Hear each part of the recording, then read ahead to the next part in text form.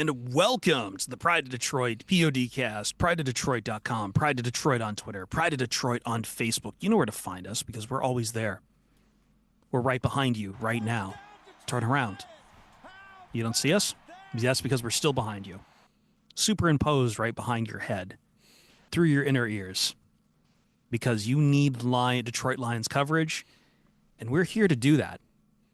We're Tulpa you've summoned, and you cannot get rid of us. I'm Chris Perfett, the adequate host and the voice in your head, at Chris Perfett on X, at Perfett on Blue Sky. And I'm levitating right now because I don't know, we'll see if we have time to put out a scraps this week. We're in a crunch. Our draft preview podcast our comprehensive one will be coming out. I think it's going to be coming out over the weekend. So you won't even have to wait till the next calendar week of the draft. We'll be recording, I think, Friday or Saturday. We're still nailing down the time. On this episode, we're going to be talking about trenches. It's trench draft. All guys on all 3 days we really like in the trenches exclusively, offensive line, defensive line. But I'm levitating because of Rory, but that's in the scraps if it comes out. Jeremy Reisman, the fearless leader at Detroit on Lion. Sorry, Jeremy, I'm stumbling a little bit. It's been a busy day for me. How you doing? Good. I'm levitating because we are 10 days out, 11 days out from the start of the 2025 NFL draft. And as much as people will make you think that I don't like the draft, I do like the draft. I don't like the pre-draft. And you don't like all this nonsense leading up to the draft. Yes. Draft night is special. It's awesome. It's really, really cool. From a coverage standpoint, it's chaotic, but fun chaotic. And so very much looking forward to not this Thursday, but next Thursday. It's also a good time to announce that we will be live on twitch.tv/Pride of Detroit and on youtube.com/@Pride of for the draft. I will be up hosting Twitch coverage for at least the first 2 days, probably not day 3, but we were robbed of this opportunity last year, and I feel like it's time to bring it back. We'll have a lot of friends, people jump in and out, and writing all throughout the night. We love this night. One man who really loves it, Ryan Matthews. At Ryan_POD. Ryan, how are we doing? Doing well. Can't say that I'm levitating, but I'm here. I'm more grounded. You are. We need that. We'll need that. Do you have a hand? You would say you have a hand in the dirt? I mean, the people we're going to be talking about today sure do. Or maybe they don't, depending on your flavor of player. But yeah, 3-tech. We finally got around to it. We finally got around to it after weeks of chats asking us the question, why aren't you talking about defensive linemen? We're doing it. We told you would. We're gonna make people wait at a segment too before we get to them. So that's right. We're literally waiting till the very last. This is the Sunday gravy of draft previews. That meat's got to roast a long time. But trust me, it's gonna be worth it in the red sauce. Let's talk first though about the offensive line. Starting because I would say outside of the defensive line, and maybe if you like the squeeze on Jahad Campbell, that's probably where the Lions are really, if I've got to be a betting man like Bovada King 69, it's where we should be looking, outside of D-line. Very likely, Jeremy, the Lions go there. So, I mean, the Lions, we've seen it from Brad Holmes. He's talked about how they're still not done with the offensive guard position. They still want to get a veteran, but it's getting late early, so this could really be a spot where the Lions could be drafting a guard and getting some good starting guard competition. Yeah, no question. I think guard has kind of been a latent need for a couple of years now, just in terms of the long-term outlook of the team. I would say at this point there's really no 100% certain long-term guards on the team. I think we're all optimistic about Christian Mahogany, but Brad Holmes was the first to say a couple weeks ago, like, hey, let's not crown this guy after 2 starts. We want to bring in competition. We want to see where he's at with, full load of snaps, things like that.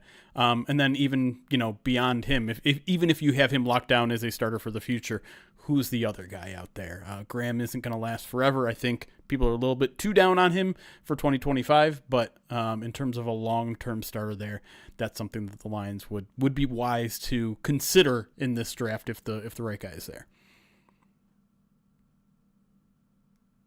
You think so, Ron?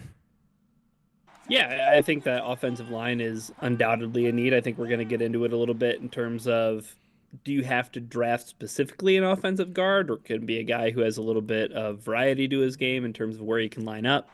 And I don't know, like, the Lions kind of have a developmental prospect, right, at tackle, which kind of makes things a little more interesting, I think, in terms of their approach. I think will tell you a lot about how they feel about somebody like Giovanni Manu when it comes to draft night, and how high of a priority is it? Are they drafting a guard specific player? Are they drafting a guy who has, tackle experience? I think that'll be very telling, whether it's on day 1, day 2, or day 3. And those are all the options we're going to cover today. Yeah.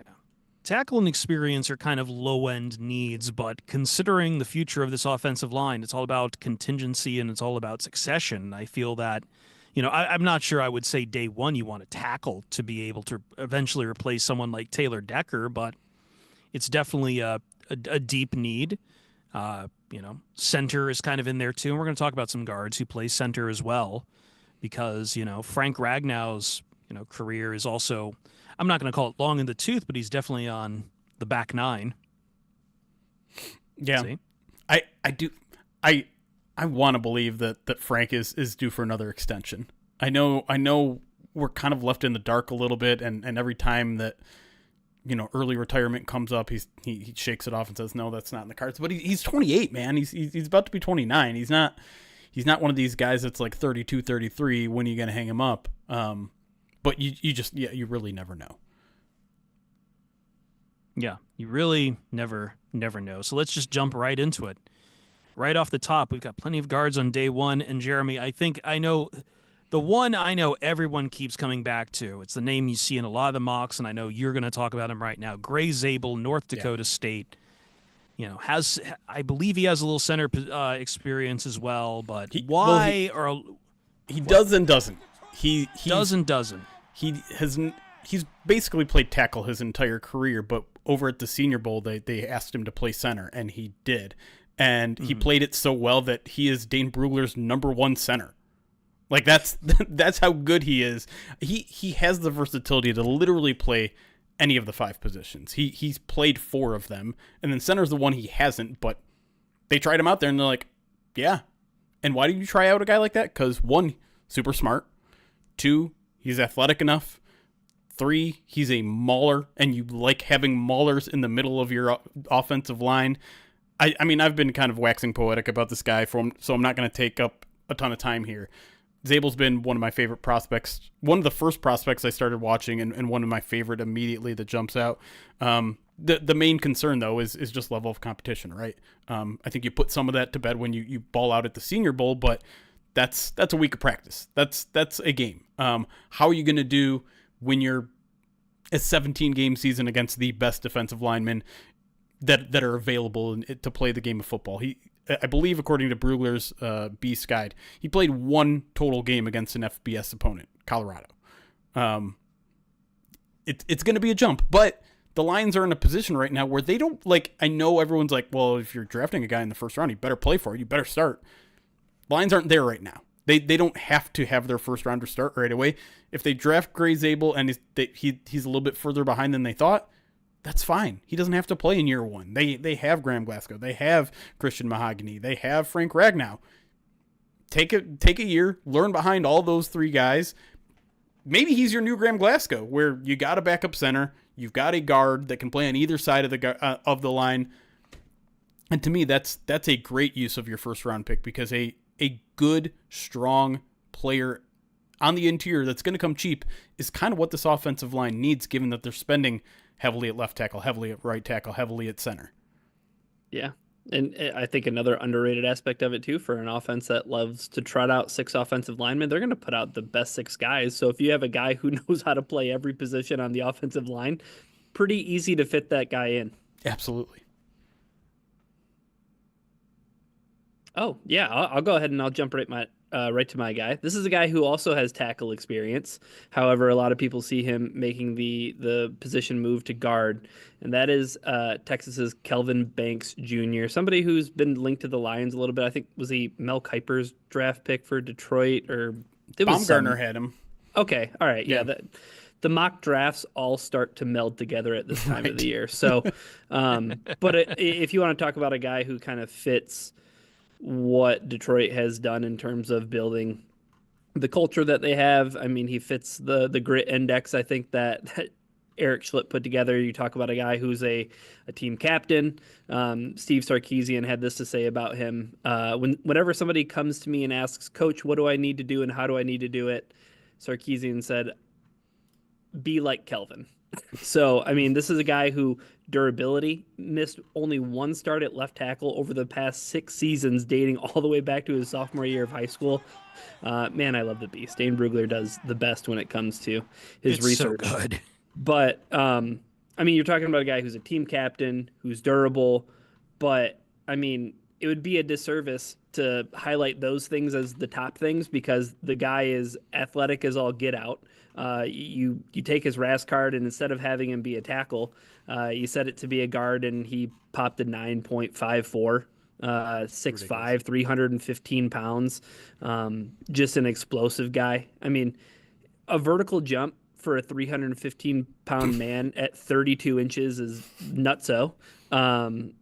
This guy, I'm really kind of teetering back and forth between whether or not like the Lions could even get him, right? Like I think maybe a team might see him and say like, we might even be willing to try him out at tackle. I don't know. We'll see it. But regardless of the fact, I think you're going to get wherever he ends up sticking in the NFL, be it guard or tackle, you're going to get a guy who's going to be like a perennial starter for you, somebody who's reliable, somebody who, you know, as you want to talk about a guy who would be perfect for this scheme fit in Detroit because of how fluid and how much he can move. Like he can be the puller. He can handle that. And I think he has a lot of potential to fit, especially this scheme that the Lions run because of all the multiple, you know, whether it's zone, whether it's gap, whether power, whatever it may be.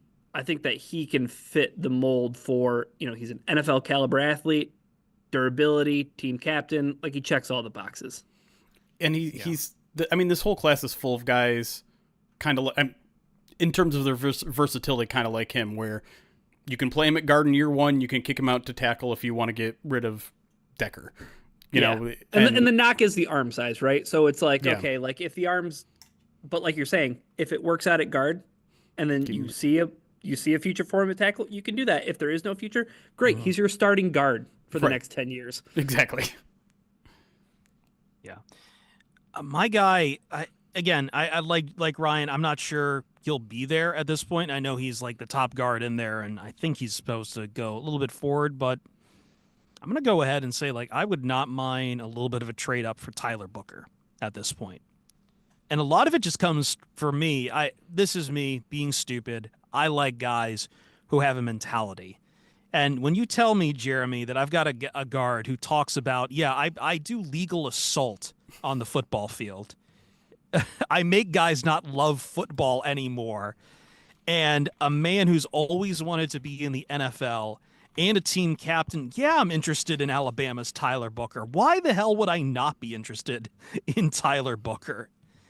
I don't know. Well, maybe the draft order skews up a bit. Maybe there's a bit of fall. Maybe guards don't go early at all. I'm just saying I put a premium on day one on Tyler Booker. He just feels above and beyond like the guard prospect I want to lock in on. Just physically imposing. I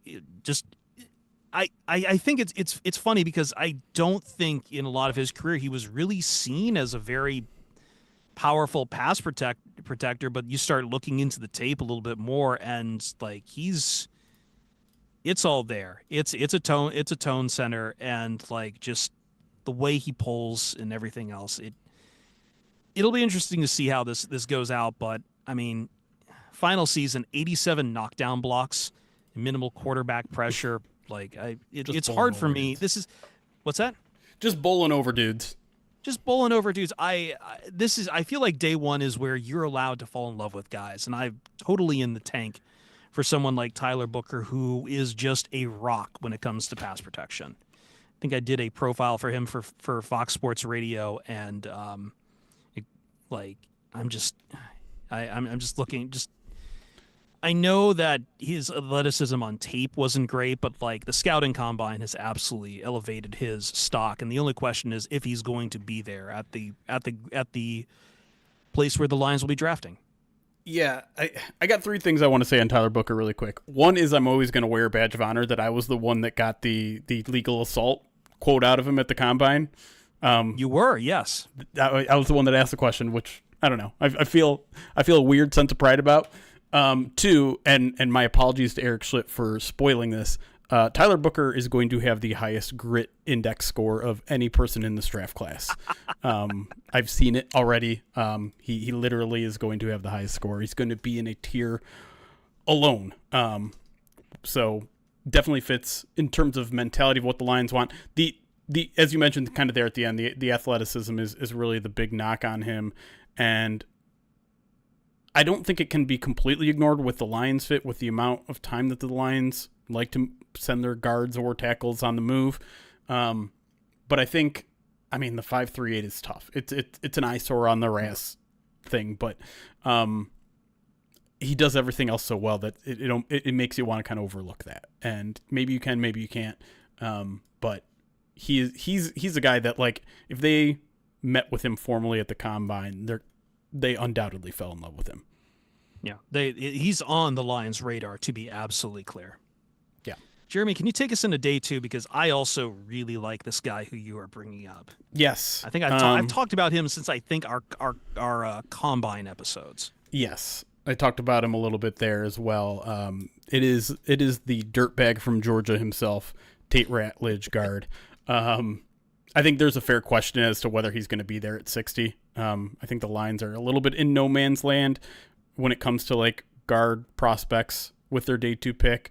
I think there's a lot that'll go like right after the first round, like top of the second round, which might make him hard to get him. But again, like we're talking mentality, grit, leadership. This guy was a captain.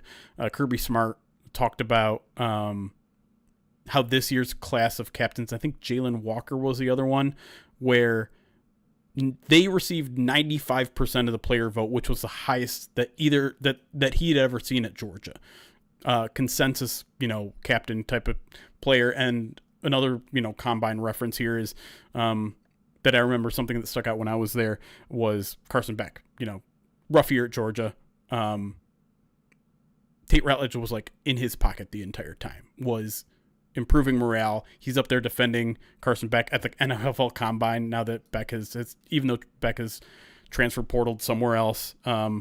To have that kind of guy who is a leader for your quarterback, like that seems like a role reversal, right? Like your quarterback is your leader for your offensive line. You got Tate Ratledge, a guard out there defending your quarterback, making sure he's protected from some of the outside noise and things like that. That is true leadership. This guy trained with Duke Manyweather, which is always going to catch my eye because that is the ultimate,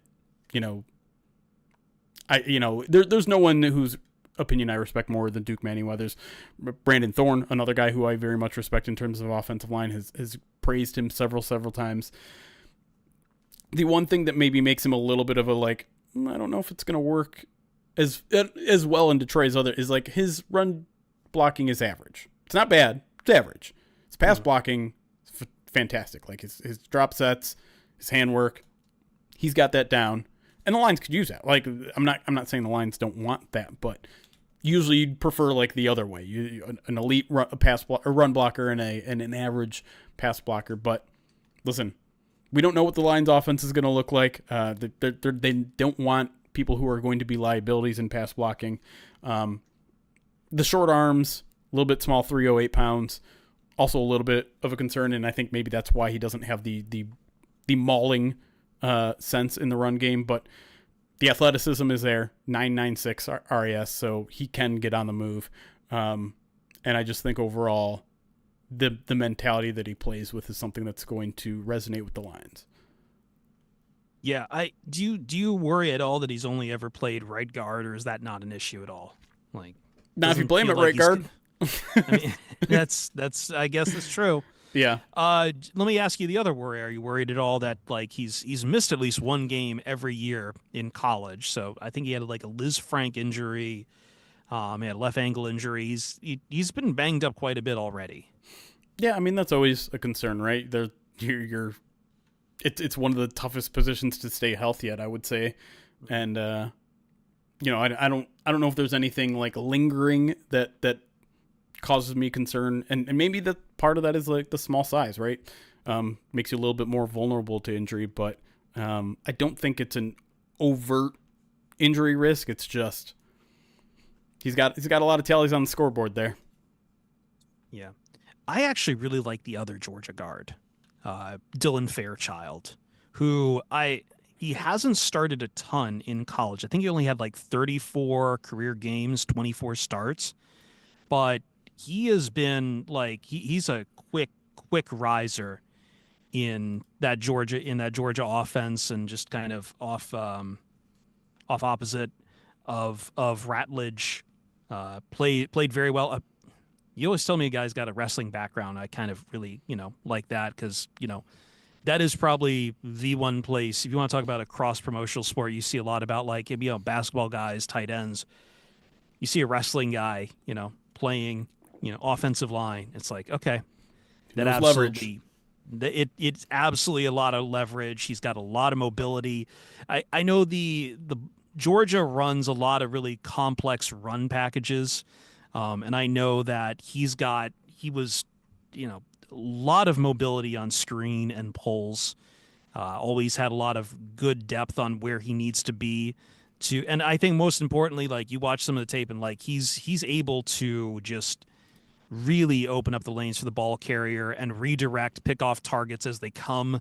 And just, that screams to me Lions run game all day. I don't think he's as good as a pass blocker as Tate Ratledge, but like, we're talking kind of the opposite way on that other side. Again, what's going to really keep him down is limited experience. You're kind of banking on, okay, well, you're looking at the upside and how he developed in those years at Georgia, and just hoping that you're just going to keep getting that same trajectory out of him. But yeah, who you got, Ryan? Miles Frazier from LSU, 5-year player, started his career at FIU and transferred over. Check him out on NFL.com's draft profile, and his NFL comparison is Jonah Jackson. So let's start there, I guess. Big guy, bigger than Jonah Jackson though, right? Like Jonah Jackson was like 6'3", little over 300. I mean, Miles Frazier is 6'6", 317 pounds. That's a big man. And I guess the Lions, I think, should just be in the business of getting big men to move, so that the tiny guy with the ball can come through and run right past all of them, right? Like, that has to be a good strategy. They've been using it pretty well. So some of the highlights, I think, is the guy played just about everywhere. Outside of center, no snaps there, but I mean, you're talking about 800 plus snaps at right guard. Played a little right tackle last season. Played mostly right guard at LSU, but his first year he played majority of his snaps at left guard. At FIU he played left tackle. Maybe that kind of more so speaks to, again, shorter arms, so not like a tackle prospect in the sense of maybe even like Kelvin Banks. Maybe you can just convince yourself that, oh, he can do it. But I think like the talent jump from FIU to playing at LSU, not saying that he can't. I mean, he still played tackle snaps at LSU on the right side. But I think, too, what I like about him is he comes in polished and ready. You're talking about a guy who played 5 years of college football.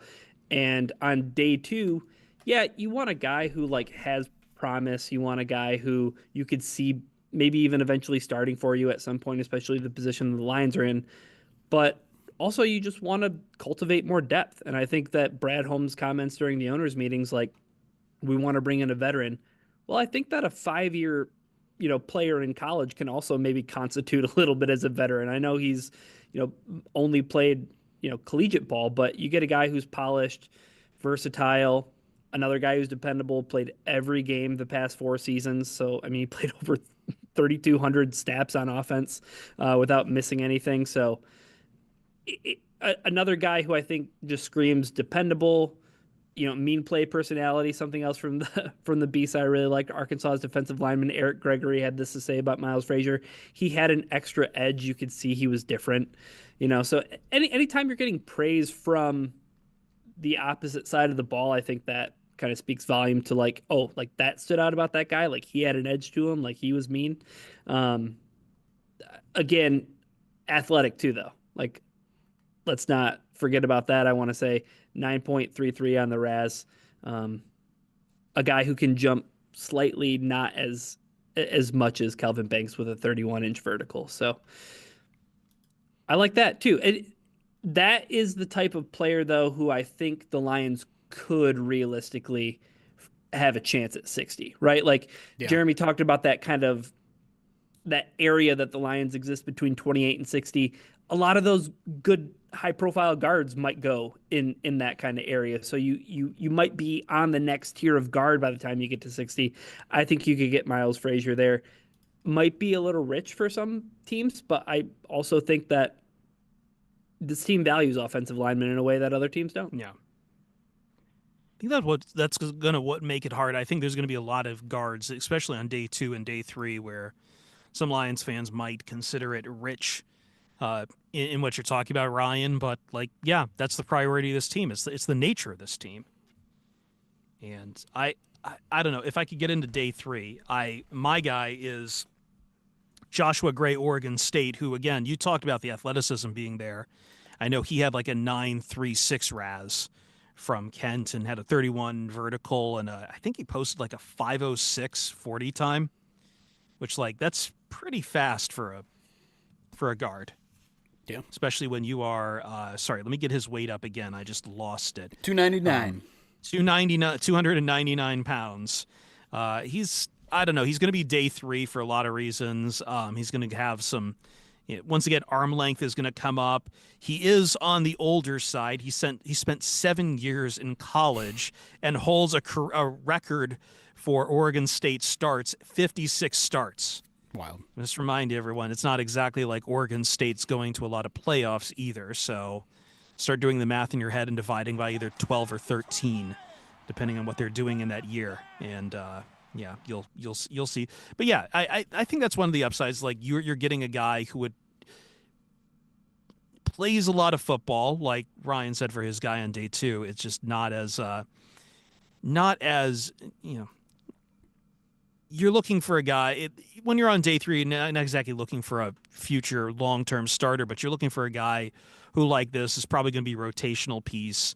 But there's a lot of athleticism I like in Joshua Gray. He posted the fastest 5-yard mile per hour in the O-line wave drill at the combine as well.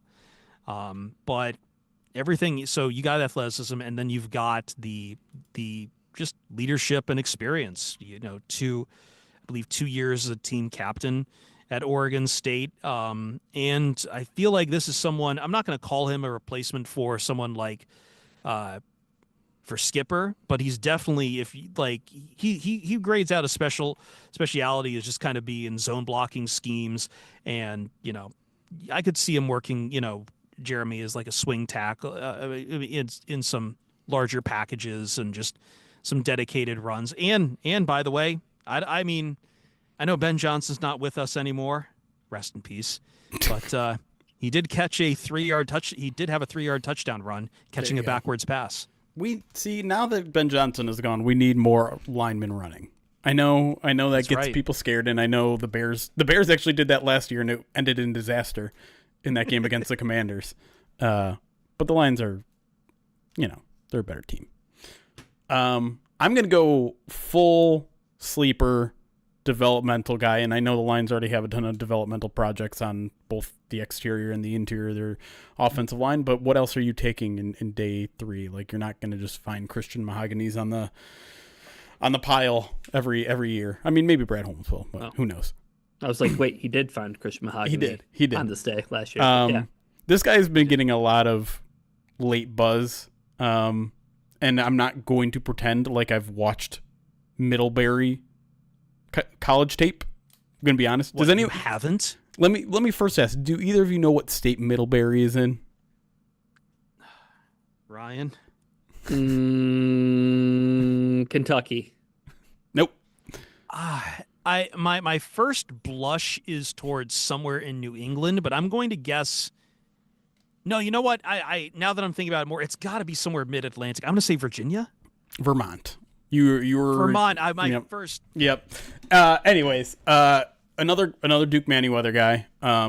ESPN recently put out these are the late risers, and he quote tweeted the article like a million times. He's really trying to hype this guy up, and I'm a sucker for it. Like I'm buying into it, especially when you read some of the quotes from players, from scouts, from his coaches. Here's an AFC scout. It says, quote, "Talk to the kid. You're impressed with all of it. I'll say in our meetings there's a place for this guy, and let's see what he becomes." I believe he's like a bioengineer major or something, like incredibly smart. D3, if you know, the only D3 guy invited to the East-West Shrine game. He took some center reps there, which he's never done.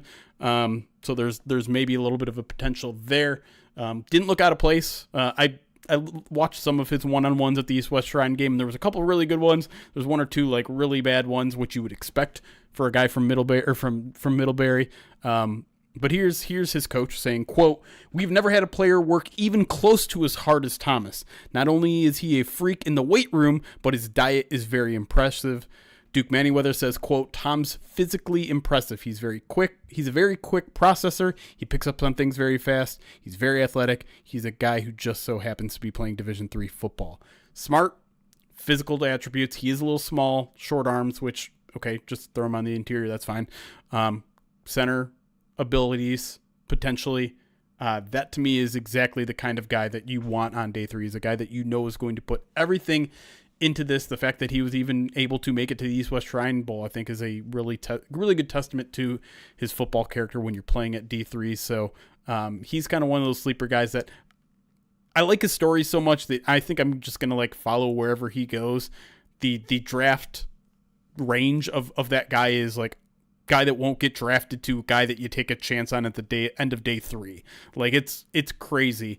I imagine given that he's a D3 guy, it's probably going to be middle to late day 3, but he's a guy that I just think is pretty fascinating. Thomas Perry. Did I say his name? I don't know if I said his name. I feel like I messed that up and never said his name. Thomas Perry from Middlebury. Ooh, I like the ring off to that. The tongue. To wrap things up, my day 3 guy that I have my eye on is Texas Tech's Caleb Rogers. Guy who's 6'5", 312 pounds, athletic. I love my athleticism. 9.7 on the RAS, 34-inch vertical. I mean, over a 9-foot broad.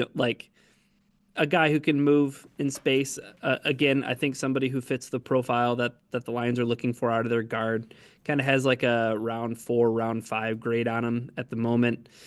But again, I think some more of the things that check the boxes when it comes to what the Lions are looking for is he was described as an unselfish guard prospect, durable. Again, a guy who hasn't missed much, if any, time at all because, well, he didn't miss a start in the past 4 seasons. He was voted a senior captain, and he was on the team's leadership council starting his sophomore year. So this is a guy who even at a young age was ready to take on a leadership role.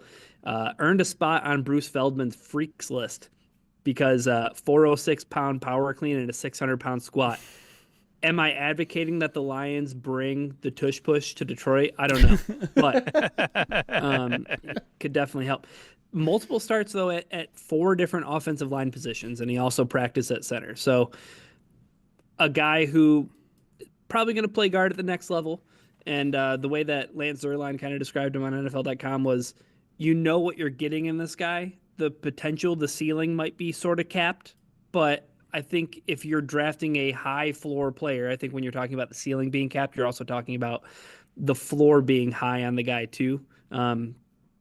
It's the compliment way of saying that, but I think that's who the Lions could be looking for on day 3 is a guy who, okay, we can get him in here, put him on the roster, and he can make the game day roster as guard depth. Or, I mean, I don't know, maybe outplays Christian Mahogany. I don't know. Any of these guys that we talked about, I'm not saying I don't love Christian Mahogany. We've seen him play at the NFL level, but I'm saying any of these guys that we really mentioned, aside from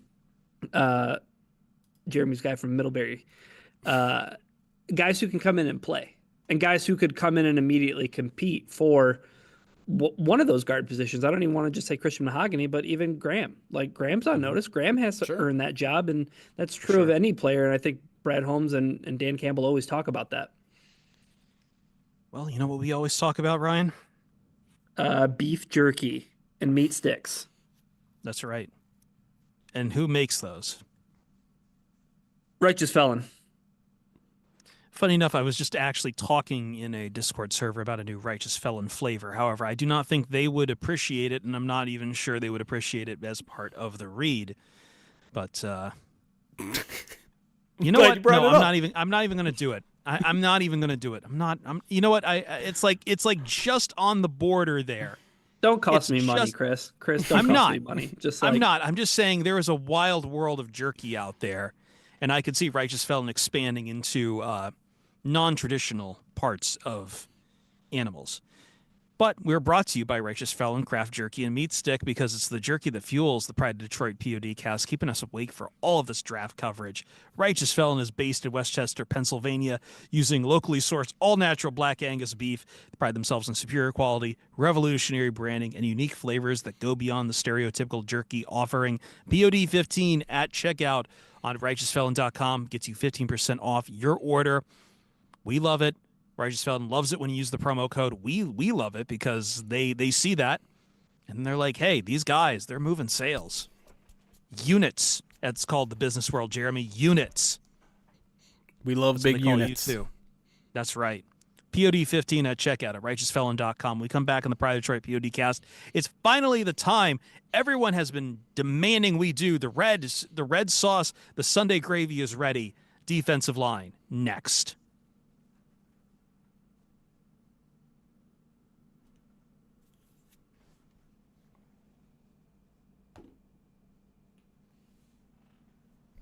Hi, Chad. What's up, everybody? My computer is going so badly right now.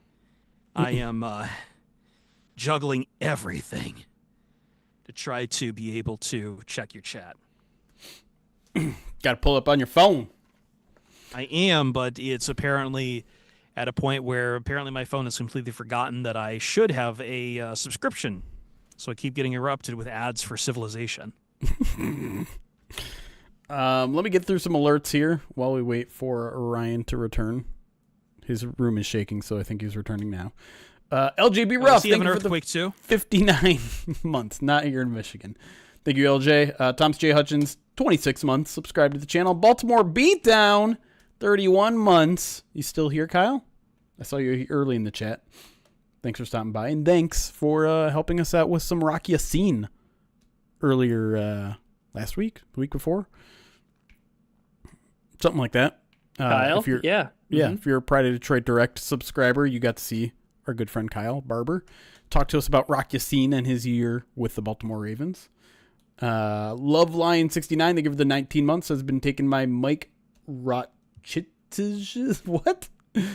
Mike Rotchitches in the third round of All My Box. We're ready for it. Who?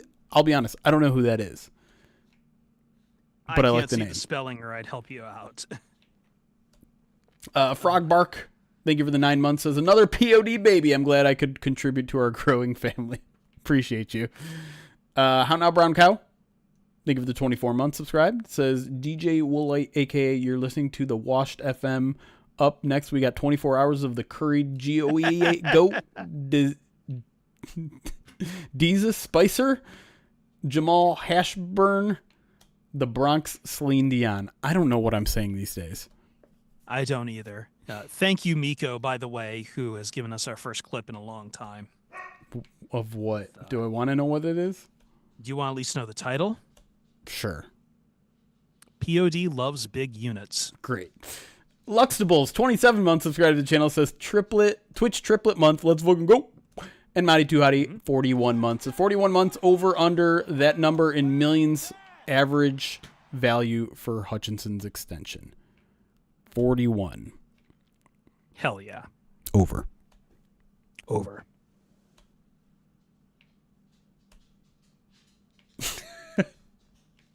What? I was expecting an answer out of you, and you were making faces. I just made a sad face. All right. Big DMG, 17 months subscribed on Twitch, and I think we're caught up. Crotch itches? I did not say crotch itches.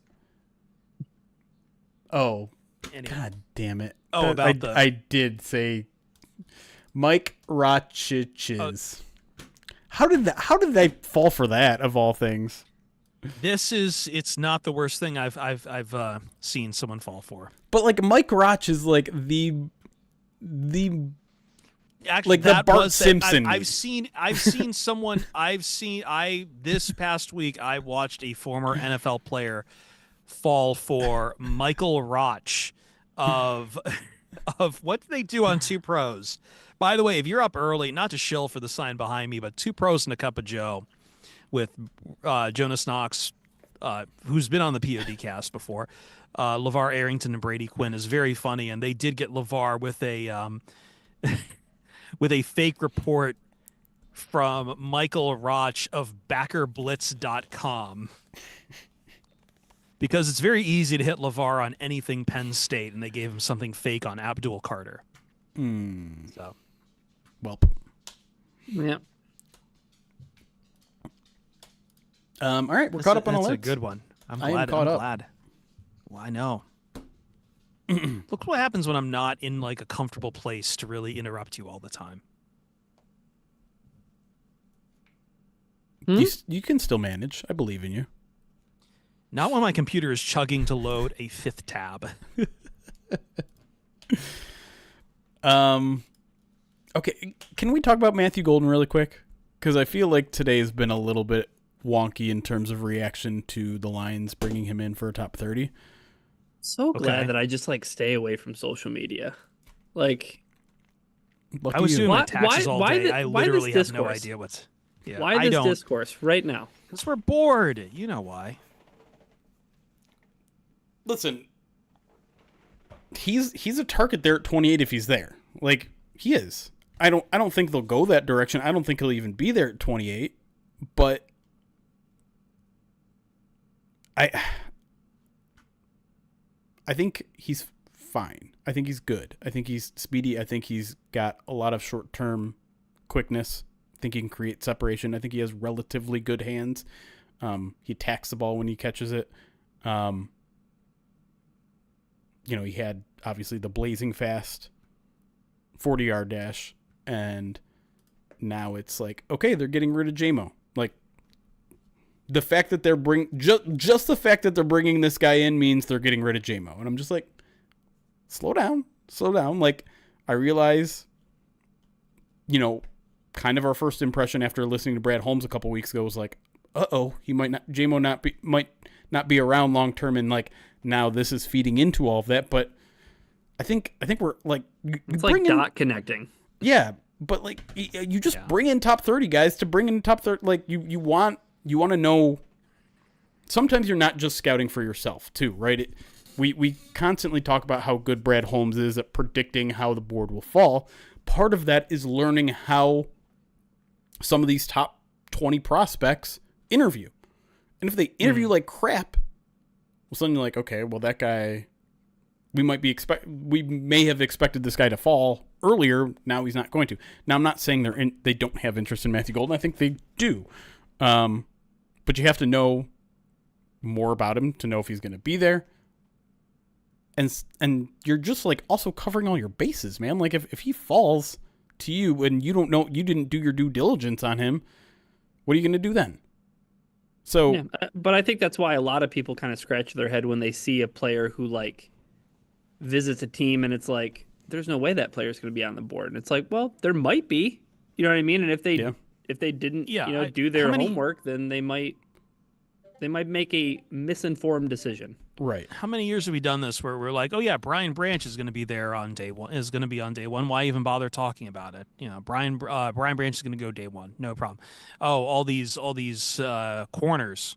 You know, last year, Ryan, they're all going to be gone before the Lions have a chance to draft. So like, I don't think a top 30 visit is the same as like, you know, sending a social media team to a workout and everything like, say, the Tennessee Titans did.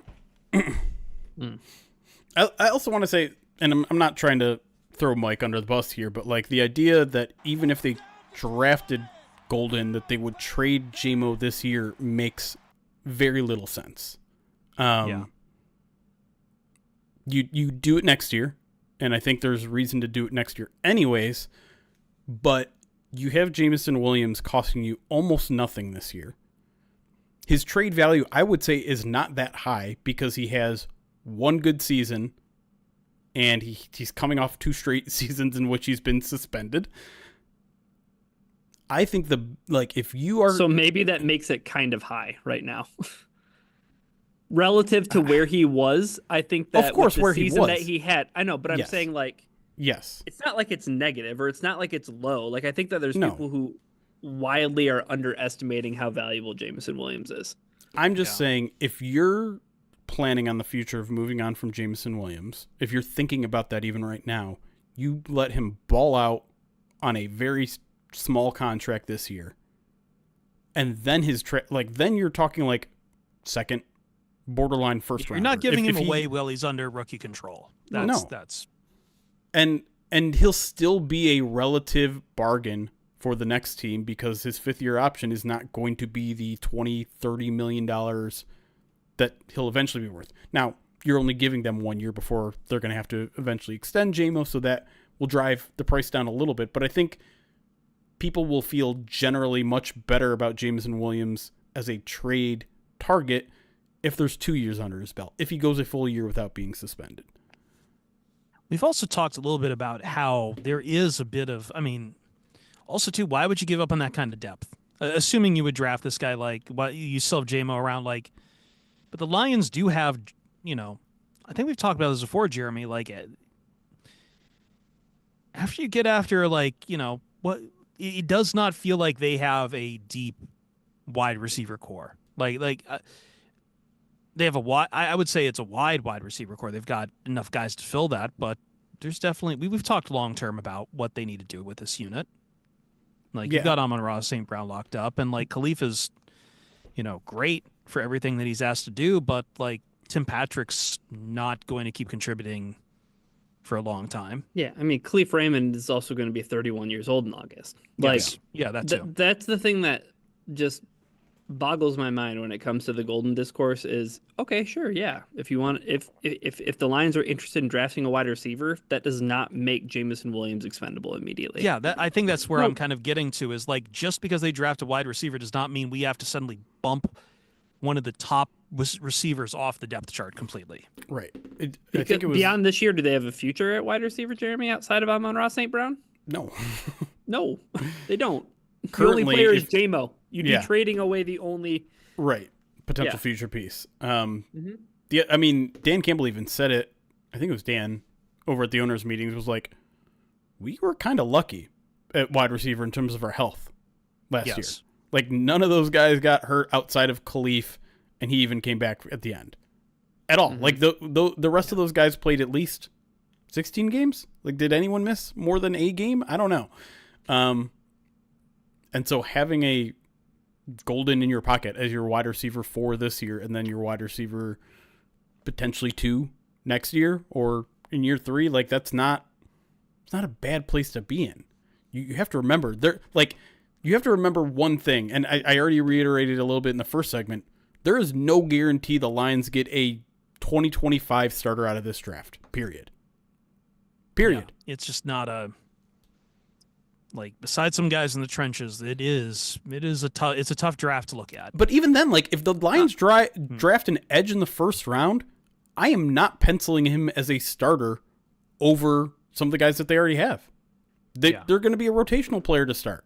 They're going to have to go out there and beat Marcus Davenport. For sure.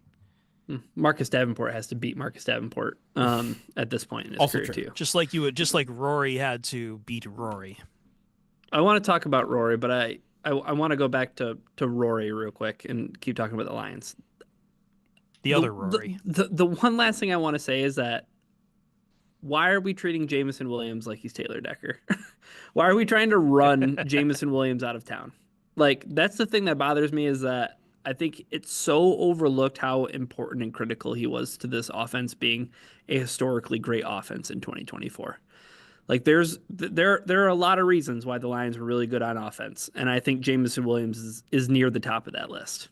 It is a very weird albatross, I think, that some fans have assigned to him. Like, if you had asked me like a year back about how much he had to prove, like, I'm like, yeah, sure.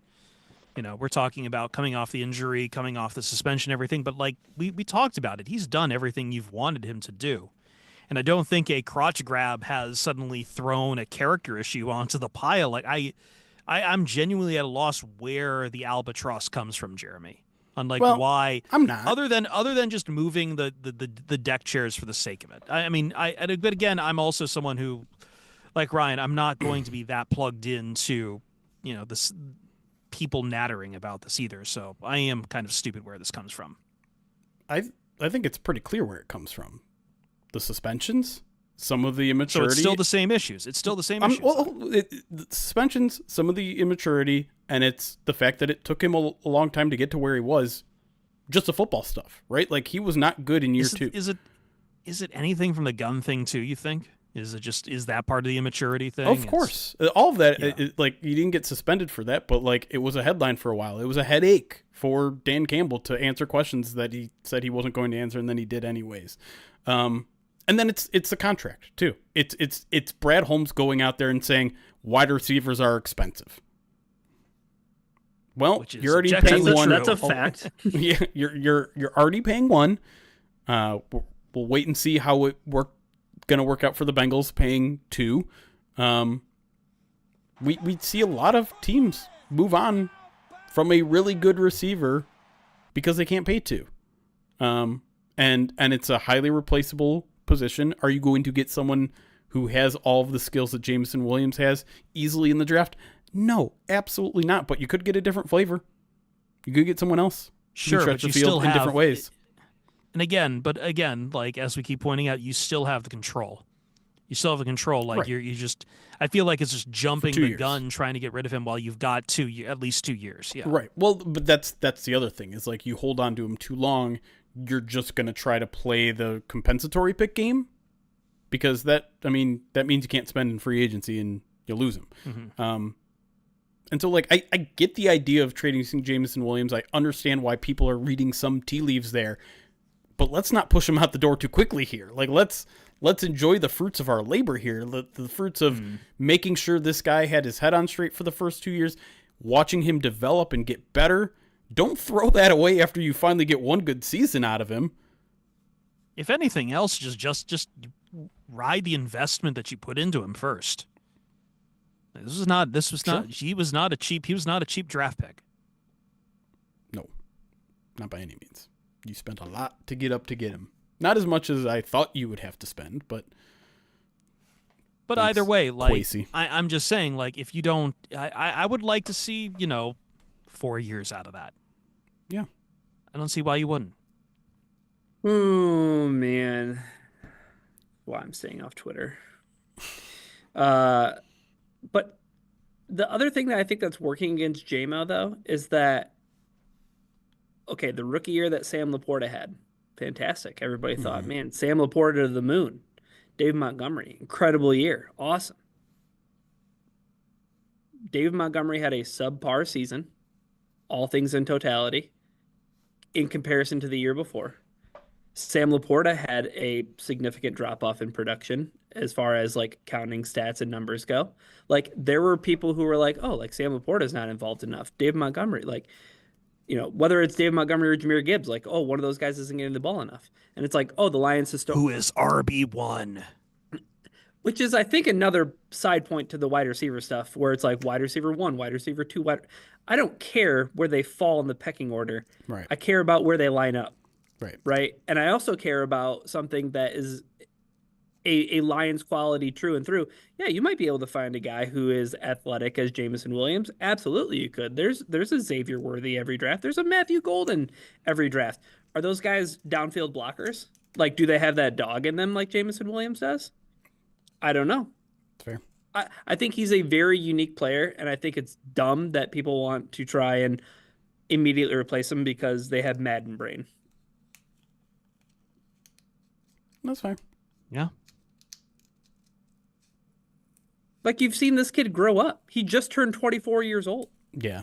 That's literally the part. Just turned 24 years old. That's frustrating. You have helped make him into the. Yes. I'm not overstepping by saying like you've helped mold him into the man that he's become. I agree. You know what I mean? Yeah. Yes. Like, no, I 100% agree. And it's like, oh, well, wide receiver first round. Boop, boop, boop, beep, beep, boop, boop. Come on.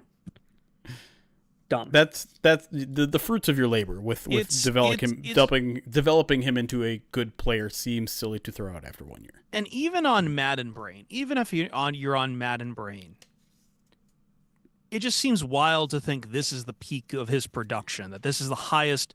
You don't sell at earliest convenience. You sell when you think you have, like as Jeremy said, why would you sell before you've got another year of production out of him? Anyway, don't you want to sell this at its peak, not right before it starts to go on its run. Right. Yep. Stonks.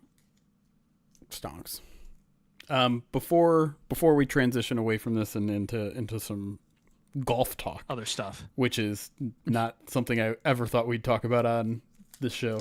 Spielman HOF, thank you for the 30 months, says, is it September yet? 5 months away. Big Green Day fan, I guess. I don't know.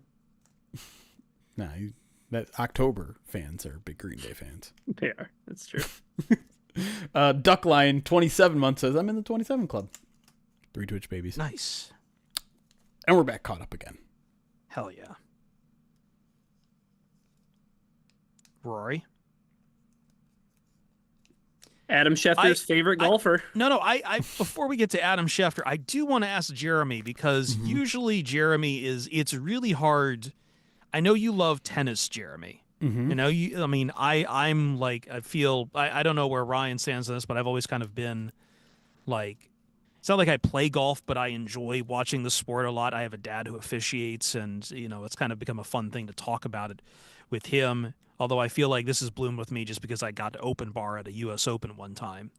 But like, even you, who I did not think catching golf, were captivated by the story of Rory McIlroy on the back nine. And to be clear, he did not shoot well that day. I think he shot like 73. It was not a great day for Rory, but everyone had tuned in through that day. CBS, I think, reported the highest Masters rating in 7 years.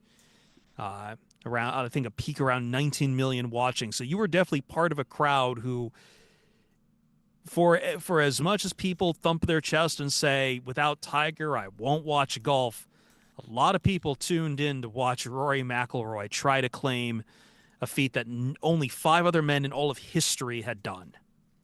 And to go, I have texts with a friend where I'm back and forth being like, oh my God, what a shot by Rory. Oh my God, how did he miss that putt? And I must have done that like 3 times on the back nine alone. So like, what's that like for you, where it's like you don't have a ton that you know? Because I had other friends who it was their first time watching a golf major like that, experiencing that swing of emotion on Rory and buying in. It's odd because I came in pretty much right at the turn for Rory. And I'll be honest, the reason I tuned in had nothing to do with Rory.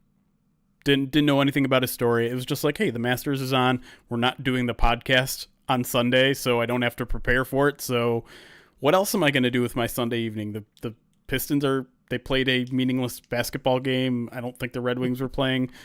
Just like, I just had an open Sunday night for the first time in like, maybe the first time in a full calendar year.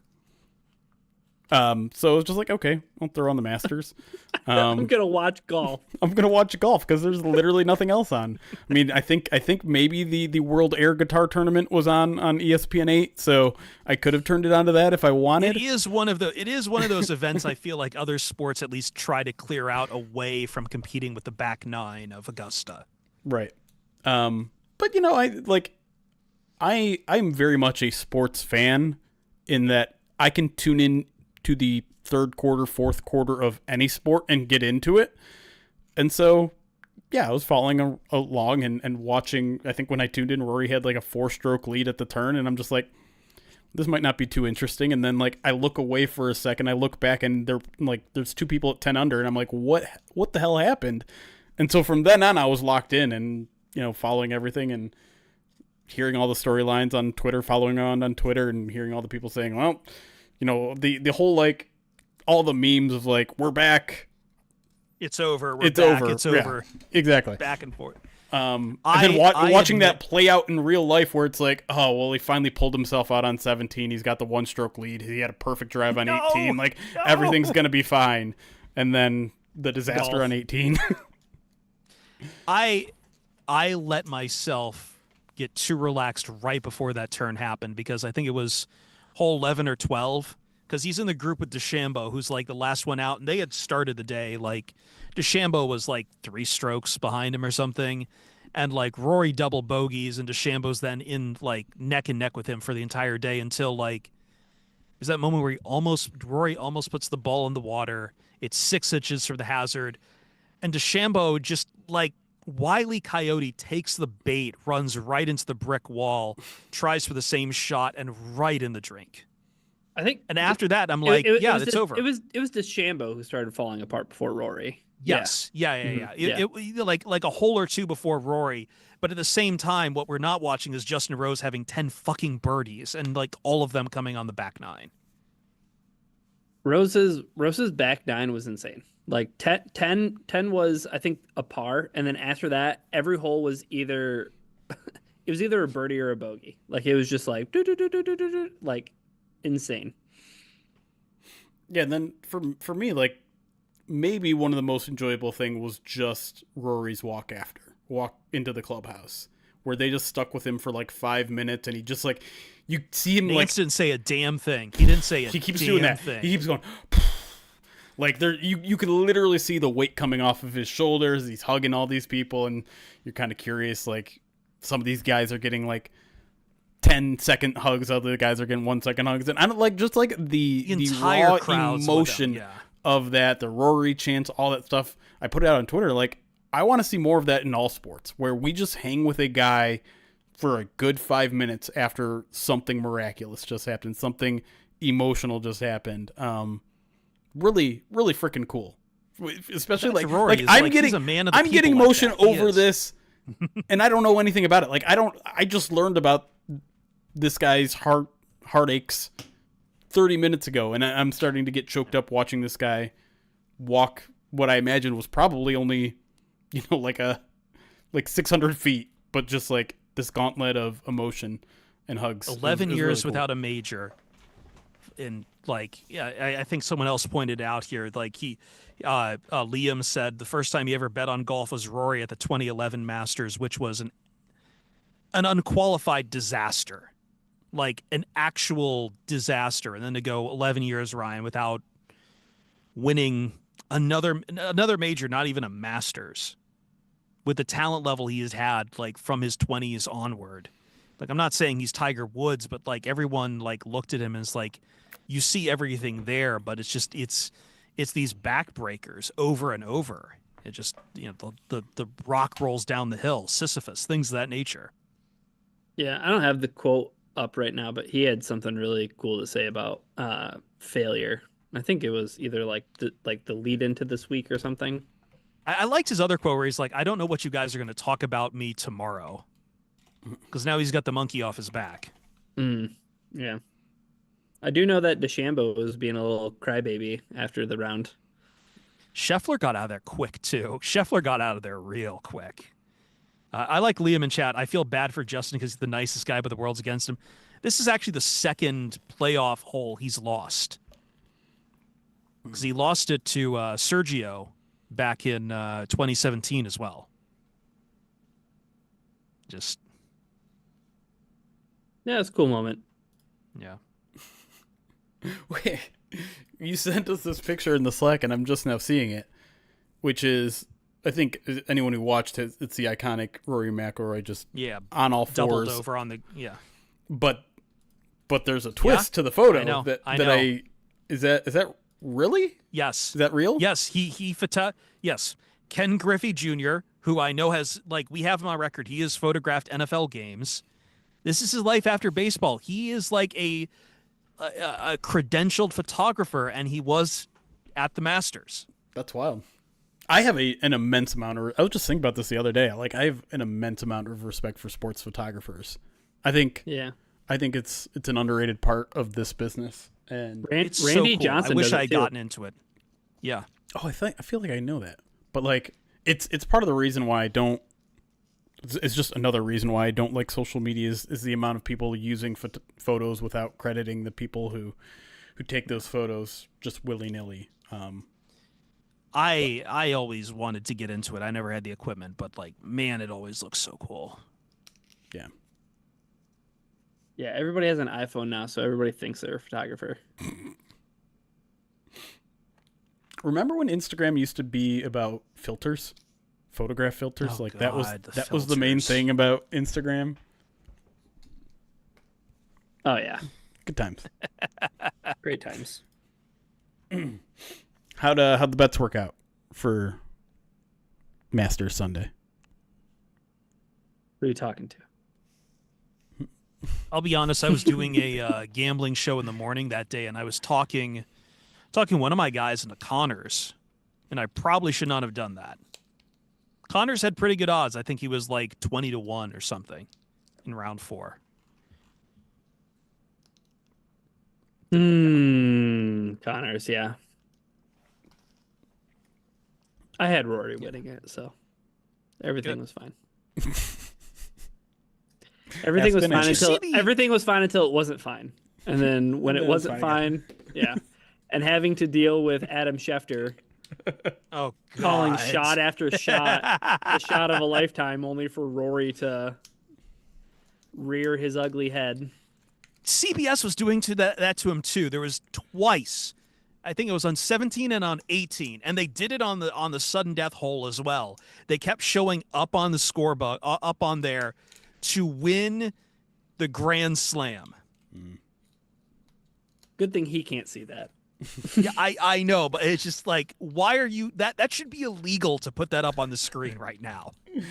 Should it be illegal to say, like, top of the 9th, you got a no-hitter? 3, like, if you put like 3 outs away from a no-hitter on the scorebook, is that allowed? Yeah. 2 minutes left in the hockey game. The goalie hasn't let any pucks by him yet today.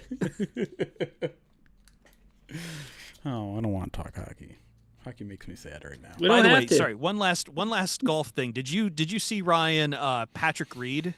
He had the eagle from the fairway and didn't even know. Did you see the video where he doesn't even see the ball go in? Yeah, that was funny. And he's just looking. That was on the back too, wasn't it? Was it like 17 or 16 or something like that? Yeah. I think it was 17, if I recall. Yeah. Augusta's so cool. Like, I got to do this on the radio. We had a $10 challenge with the Augusta National menu, which hasn't changed price in forever. And what was it? Costco of them. No, that's what I was gonna say. It's like it's Costco and Augusta, really. You know, the bastions of let me send this over to you. Maybe we can do a $10 challenge on this. I don't believe that an egg salad sandwich is delicious. No one can convince me that that's true. I make my own egg salad all the time. It's amazing. I can't eat an egg salad sandwich that I purchase. Like, I have to make it myself. The last time I bought one, it was on manager special at Meijer. No! Well, you're just asking for it there, dude. I was in college. I was desperate. I was at work. I needed something now. I dabble in the manager special, and I don't feel bad about it. But with eggs in particular, I don't know if I'd mess with that. It's hard. It's boiled eggs. Like, what do you risk? Have you guys ever learned a lesson before? I will say this: as much as people talk about the pimento cheese sandwiches and the egg salad sandwiches, I've heard the real MVP of that menu is the Georgia peach ice cream sandwiches. See, now you're talking. I kind of want egg salad now, though. You know what But they you should know how have? much egg salad would cost right now? How many times do we keep making jokes about that? You know what I think they should have at long the as eggs Masters? remain expensive. Sliders. Oh God, that is a deep cut on the scraps, isn't it? That's right. Somebody. I cannot believe banned Darren Lion. Revin. What's that? I don't care that the Red Wings are up 2-1. It doesn't matter. None of it matters. Aren't they playing that goalie though? Or no? I thought they were playing a developmental goalie or something. Casa? Is he playing? I don't know. That may have made That would make me mildly interested. Are you worried at all on the Pistons, given kind of it feels kind of like it was coming apart a little bit down the stretch? No? No, because it's house money, for baby. this? It's house money. And it's my fault because I started watching them. I watched them blow like 3 games in a row. Yeah, I am gonna watch them. Oh boy. If they're good enough, they can overcome it. Yeah, that's the problem with the plans that you threw in the Slack, Jeremy. Yeah, well, I didn't know that they were going to be playing on Saturday night. You could have just done a quick Google search and found that out. So you are on Twitter. I lurk.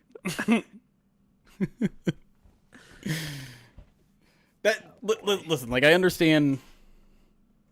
Obviously, I understand for whatever reason the NBA doesn't drop all of, like.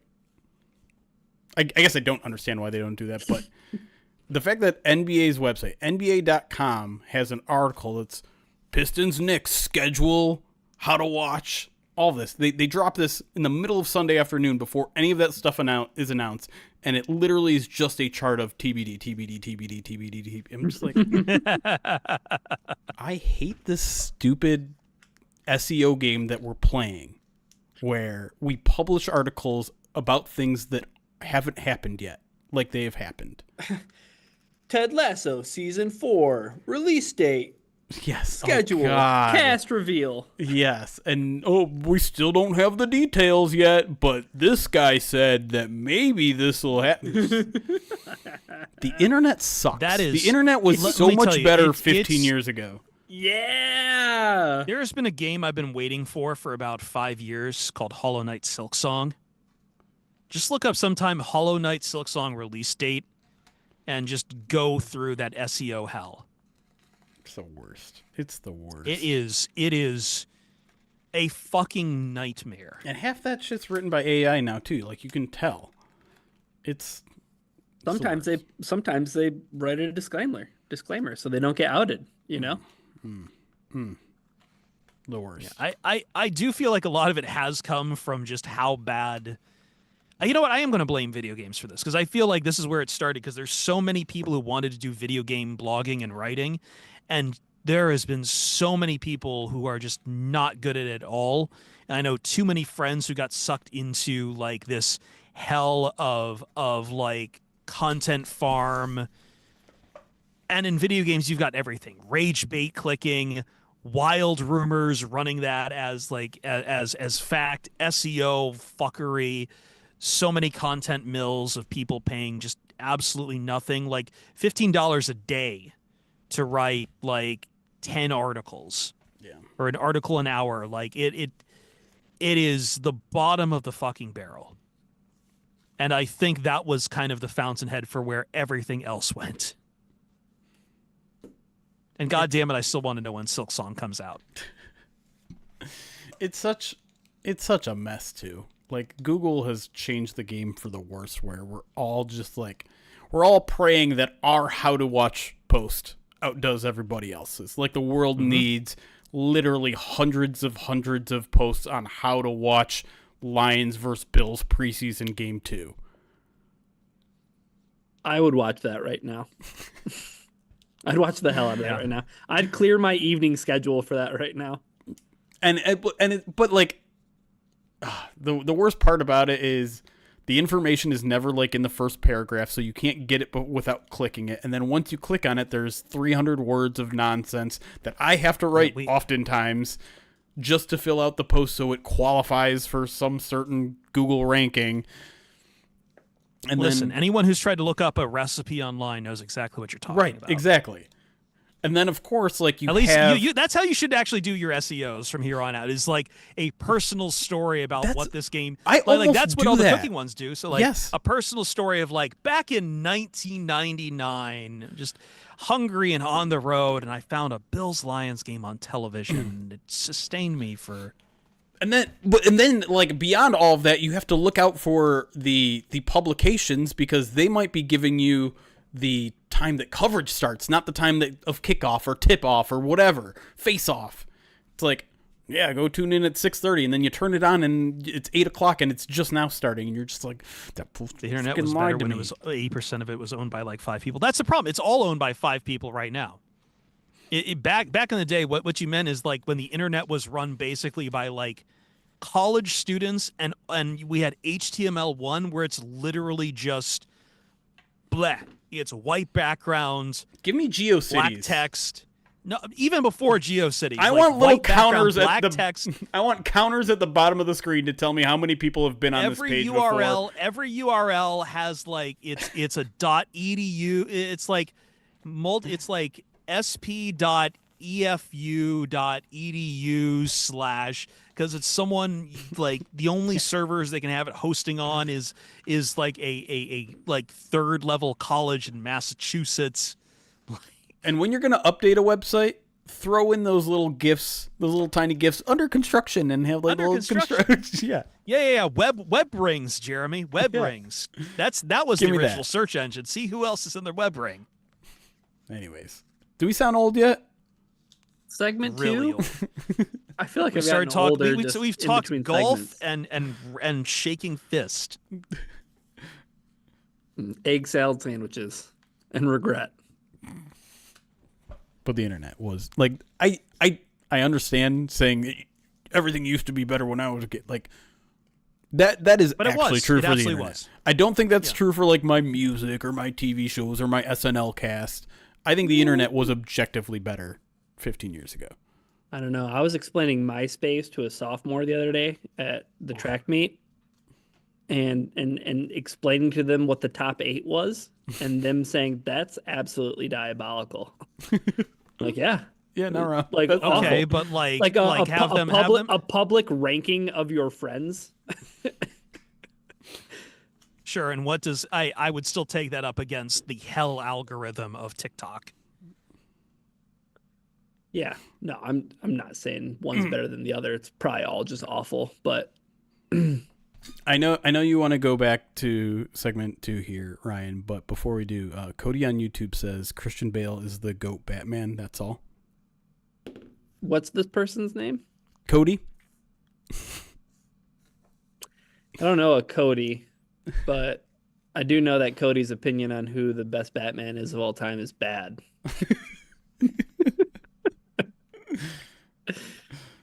Christian Bale's like the most boring Batman. It's like makes the same face across all 3 movies. One rung above George Clooney. Face over. Can't even see Batman's face.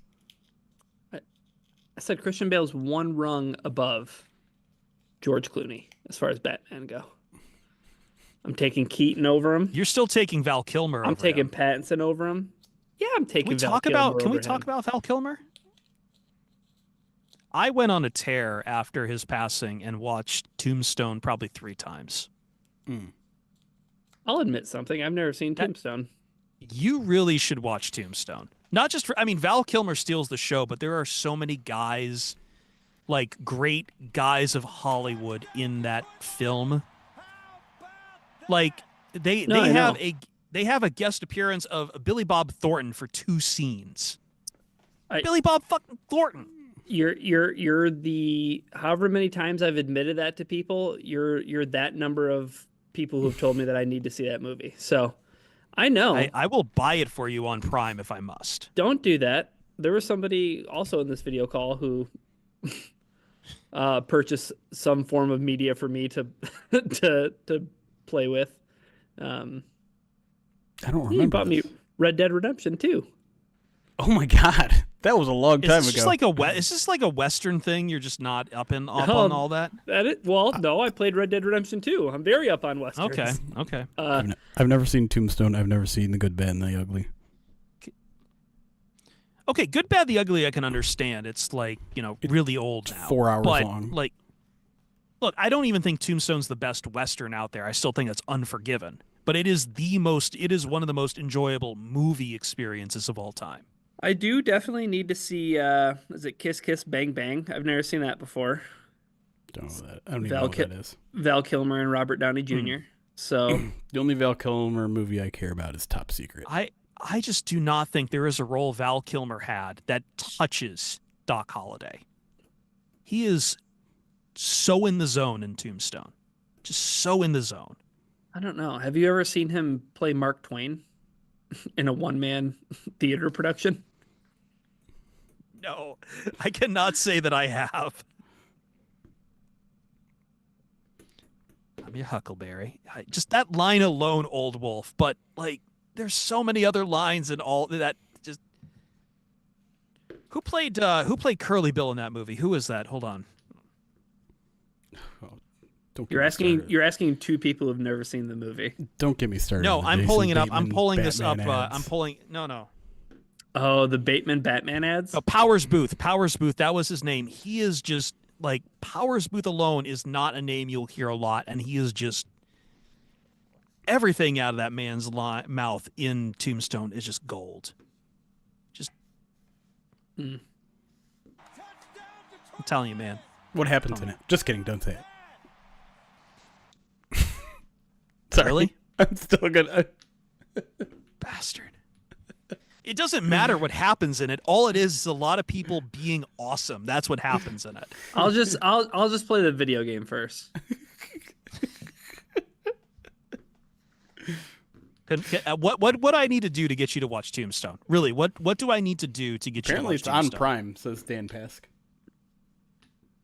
Yeah, all right. So that's something, I don't know. Should we just watch it right now? No, really. I will do, like, I don't have the terrible jelly beans or whatever, but, like, I will do a lot of things to get you to watch Tombstone. I'm going to tell you what I've told everybody. Yeah, I'm going to watch it. I don't know. Like, I would rather, if I have free time and I want my Val Kilmer spot scratched, I'm just going to either A, watch Heat, or B, I'm just going to fast forward to all the favorite parts I have from Batman Forever. Can I ask a follow-up? Madi Too Hottie does bring in a great point that there are some Prime movie nights that went unclaimed. I do feel like Tombstone has to be in there.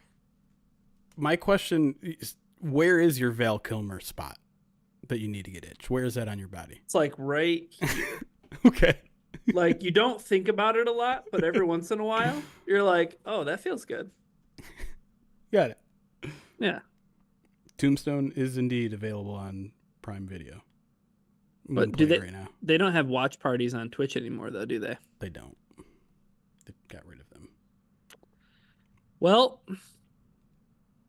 All right, segment 2. We'll do segment 2 if you watch Tombstone. I'll eat an egg salad sandwich from the Kroger that I'm about to stop at after this for dinner, and I'll watch Tombstone. Go straight to the manager special section, the shelf, and then I'll watch it from my laptop in the bathroom. Eric 8504, thank you for the 9 months, says I'm a baby. Yeah, I mean I don't know if that's how it works. I'm baby. How is Babby formed? Veltron 27 months says I'm finally at home to watch this. I'm usually on the road, and the app isn't worth the headache. Usually watch on the tube. Well, thanks for stopping by on Twitch. Appreciate you. There's some fun things that you can do on Twitch. Although I always forget to pull up the channel point alerts. So if one of you guys did something with channel points, I didn't see it. I will save it for next break because now we're going to go to segment 2. There we go. I need to do 2 quick things. I need to change to the right scene, and then I need to change the title at the bottom. That's the wrong button. Boom. All right. Excuse me.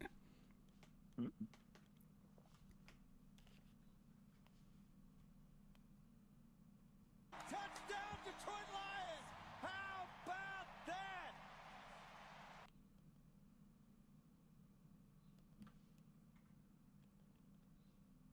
Pride of Detroit PODcast. Now it's time. The red sauce is ready. We're slathering on some rotini here. It's going to be delicious.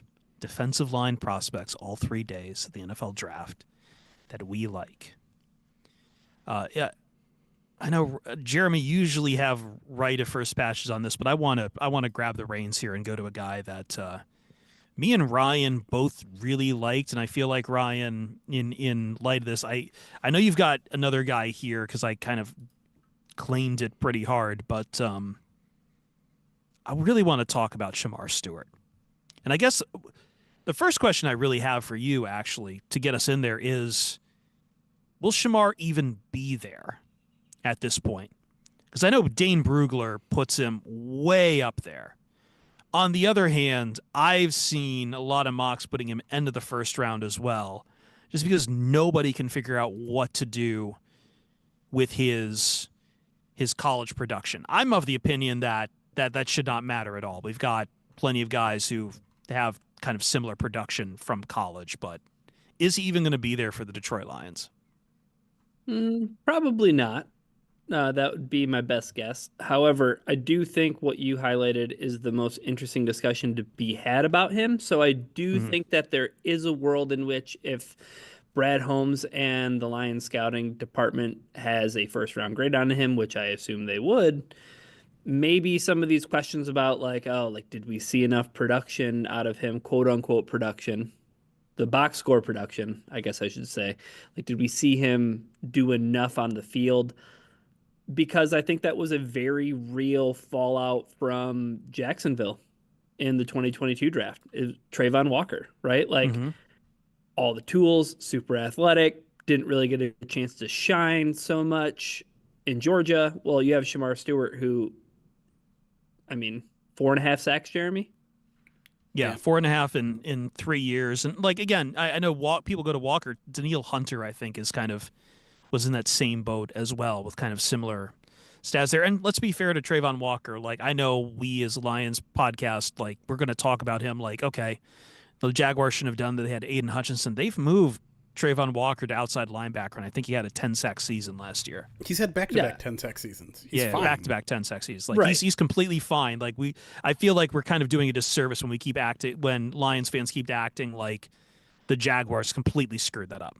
Right, and I'm not trying to paint it in that way at all whatsoever, but I am saying that if you rewound the clock and it's 2022 and it's April 14th and you're just before the draft, the Jacksonville Jaguars would select Aiden Hutchinson ahead of Trayvon Walker. Sure. And I did get some good information on maybe explaining why. I wrote a profile for him for Fox Sports Radio, but I think there's a couple things going on. Number one, a lot of people would point to and say, okay, he's not getting the sack, but it's very clear in the tape, he's affecting the pass rush. The other thing I got is that from someone else who gave me this, it said Texas A&M specifically, it's how they run their defensive line. They ask their defensive line to read the run first. They peek, and if it's not a run, then they're going to pass rush. So it's possibly led to a schematic reason why he might not have the same level of sacks as what you would want out of him. But it is the biggest thing, because I feel like if he had the college production, I don't think we're talking about him at all on this podcast. He's completely out of reach. Chris, you know another team that asked them to read the run first before they transition from defending the run to pass rush? Who is that, Jeremy? That's the Detroit Lions. That's the Detroit Lions, yes. Yeah. No, listen, in a league in which everyone is just looking for the best pass rushers, I would be shocked I'm not going to say it's not going to happen because I know better, but I would be shocked if someone didn't gamble on the traits. The athletic traits are unbelievable. This is the prototype. He's big, he's long, he's fast, he's explosive, he's strong. Checks all of the athletic boxes of an elite edge rusher. And he's also a really good run defender. Like, you get that out of the box. You get a good run defender out of the box, and you have all of the traits there to be an elite pass rusher. I don't think he gets to 20. No chance, huh? I specifically am not saying no chance because, again, I don't speak in absolutes when it comes to the draft. I rarely speak in absolutes in anything in this business because it's a dangerous thing to do, but I would be shocked. Well, so then I guess I got to ask you the question. So between March 18th, which was Daniel Jeremiah's mock draft 3.0, where he had Shamar Stewart going 32nd to the Eagles. Mm-hmm. So between then and now, enough has happened that Shamar Stewart became more athletic, or I can't tell you why Daniel Jeremiah did that because I don't agree with it. Yeah, okay, that's fair. Yeah, but I think that just speaks to how much production will matter on this, and maybe there is people who just no matter what is going to peg him as more of a run defender first more than anything. But well, so then I think the one last question I want to ask about Shamar Stewart is if he is available. Let's just say he's available at 18. Would you be cool with Brad Holmes trading up to get Shamar Stewart at 18? Or let me just ask the question: what's the threshold? How high are you willing to trade up for Shamar Stewart? It's more about how many assets you're giving up. So I'd have to know the trade terms. I don't love the idea of trading. I don't think edge rusher is that big of a need where you need to make a desperate move like that. But Shamar's a really unique, strong talent that I'm not going to act like I'm not going to be really excited if the Lions go do that. I just wouldn't advocate for it, but I would be excited about it if that makes sense. That makes sense, yeah. And you also saw TJ Watt's post on Instagram, so that might be coming down the pipe. That's right. So. Yeah, the Lions. Yeah, peace out. Headed to Detroit. It's the only way to read that. So yeah, that's either way. I think 18 is my upper limit. I know it's again to Jeremy's point, kind of is going to depend on the deal, but I do think if there is an athletic talent, I would be comfortable trading up for it. It would be Shamar Stewart in this draft. Because, again, the production doesn't affect me at all. Yeah, that's fair. And I guess to add just a footnote to that, right? Pointed out, he had 39 pressures in 2024, and he led the team in pressures. I feel like our podcast has always been an advocate for don't worry about the sack numbers. The pressures will eventually become sacks at some point. I mean, that's Aiden Hutchinson, right? To a T. Mm-hmm. You could have been looking at a 20-sack season from Aiden Hutchinson last year. But I think Jeremy should wax poetically about his crush. Yeah, I'm going to talk about two guys. I'm going to cheat here because I feel like I've talked about Micah Williams for the entire past month or two. He's still my guy. He's still a guy I would love there at 28. He's also a guy that I'm not entirely sure is going to be there because he also has some really good athletic traits, more specifically his size. 6'5", ridiculous 83-inch wingspan, and he knows how to use those arms, stiff arm, the one arm technique, keeping guys at bay. Really, I mean, maybe the best run defender in this year's draft when it comes to the edge position. And I know the production isn't there necessarily in terms of the sack numbers are there too, but I feel like he's being disruptive. I feel like he's playing the game the way that the Lions want it to be played, which is physical. Let me run through this offensive tackle, not necessarily running around them. Speed to power. Like, he's got all of that. And then captain. So he checks the character box. Kirby Smart said, quote, "No greater value than what he does in the locker room." You're going to want a guy like that in your locker room. And again, the sack numbers are weird with Georgia too, right? There's a heavy rotation of guys. You look at some of the guys that have come from that program and been really good pass rushers, very much including Trayvon Walker, Nolan Smith, Jalen Carter, like none of those guys ever had more than 6 sacks in a season. The way they use their guys, the way they utilize them, the way they rotate them, Georgia guys just don't have a lot of like huge production numbers, and I almost feel like it's coming with someone with Michael. But I also want to talk about Walter Nolan because 3-techs deserve some love too. And I've been saying I almost want a 3-tech as much as I want an edge. And man, Walter Nolan, he was like right before we went live, I rehashed over some of his film, and just he is so dang disruptive. It's incredible, both in the run game and when it comes to sacks as well. When he moved to Ole Miss this past season, 14 tackles for loss, 6.5 sacks, 3 passes defended in one season from the interior. He can play a little bit on the edge too. He's got that kind of like that quickness, that short area quickness where my only question about Walter Nolan is whether he's a fit in Detroit, because he really likes to just get upfield. Immediately get upfield because he's got that short-term wiggle where he can get through. He uses his hands well. And so like he's in the backfield when the ball is getting handed off. He had a 91.6 run defense grade last year, according to PFF. But it's interesting because I feel like people don't view him much as a run defender as much as a pass rusher, as a guy who can get to the quarterback. And that's because, again, he has that short area speed. He has the motor. And the thing about it is I feel like they can teach him to be a little bit more disciplined because, again, like he's shooting right up. I think maybe there's a little bit of like pass rush lanes not being as disciplined. You see sometimes like with the mobile quarterback that are able to get around him kind of easily. But he also plays with so much strength and physicality that if you taught him to two-gap more, I think he could two-gap more and be a really good, strong defender because he's not giving up ground at all either. So he's just, to me, he's a fascinating prospect. And while he's not like the greatest one-to-one fit for what the Lions like to do, I think he has the physical tools to do it. Not to mention he gives you some of the stuff that I think the Lions need. Like, I don't know if they lean into pass rush when it comes to like, I think their pass rush from the interior, their preference is to just drive the guy backward so that Aiden can get him. Mm-hmm. But I want a little penetration too. I want a little wiggle. I want a little like, let's sweep the arm underneath him and get to the quarterback. Nico, do not clip that. And I just think Nolan's I think he gives them something that they don't have. And I don't know if they want it or not, but it's something that I want. Yeah. That's totally fair. I'll keep it along the defensive interior though. And with day 2?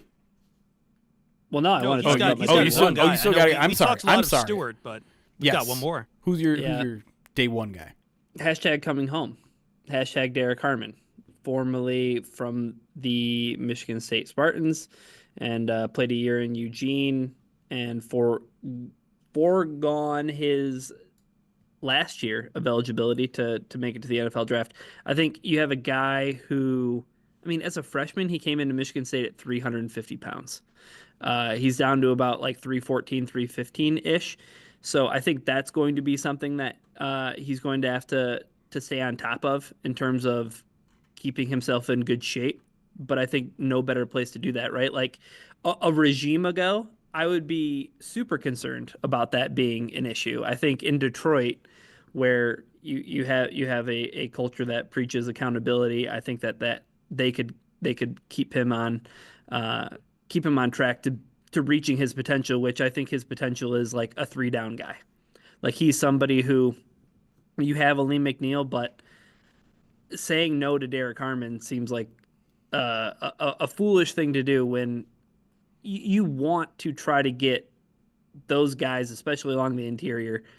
You want to be shooting for 40% of the snaps, like 45, maybe even if it's Aleem McNeil, right? Like you want to keep those guys fresh. I understand you're paying them a pretty penny, but pay them a pretty penny to be fresh and to not have a huge, drop off in talent when you go from one guy to the next. And Derek Harmon is a guy who I think could come in. Obviously, Jeremy, you talked about it. Not a lot of like starting opportunities in Detroit for guys to come in, but I think you bring in a guy like Derek Harmon. He's a guy who immediately fits into.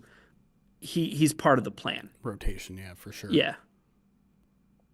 I know Chris had maybe some things to add about Derek Harmon too, because he's a big Derek Harmon guy. No, okay. no. I'm good. I'm good on that front. No, I think you've covered everything. Everything I needed to there. Like, hashtag bring him home.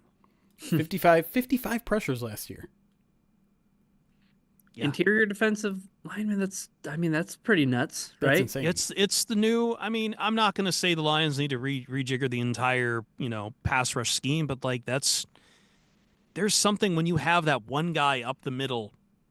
It has changed enough teams between the Rams and the Eagles where it's like, why wouldn't you want to add that to what you can do from the edges? 10.5 tackles for loss. Now that's the point. That's the point. I think where you can get the Lions to pay attention, to have that kind of disruption in the run game. Yeah. Sign me up. All right. Day 2. I can go if we want, but I also have some notes on Jeremy's guy too. Well, okay. Let me talk about something before I get to Ashton Gelati, who is my guy out of Louisville. I thought you were going with someone else. Okay. I may have switched that again? up on you. I may have switched up on you. Oh wow. Okay. Well, I'm going to still talk about the other guy you had switched up then.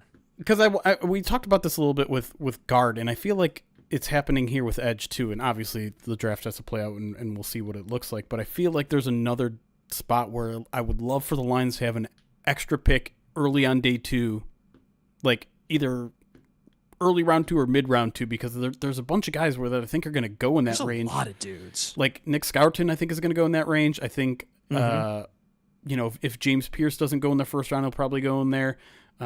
Jack Sawyer, and then one of these other guys that I'm a pretty big fan of, that someone had emailed me about it, like, why is no one talking about this guy?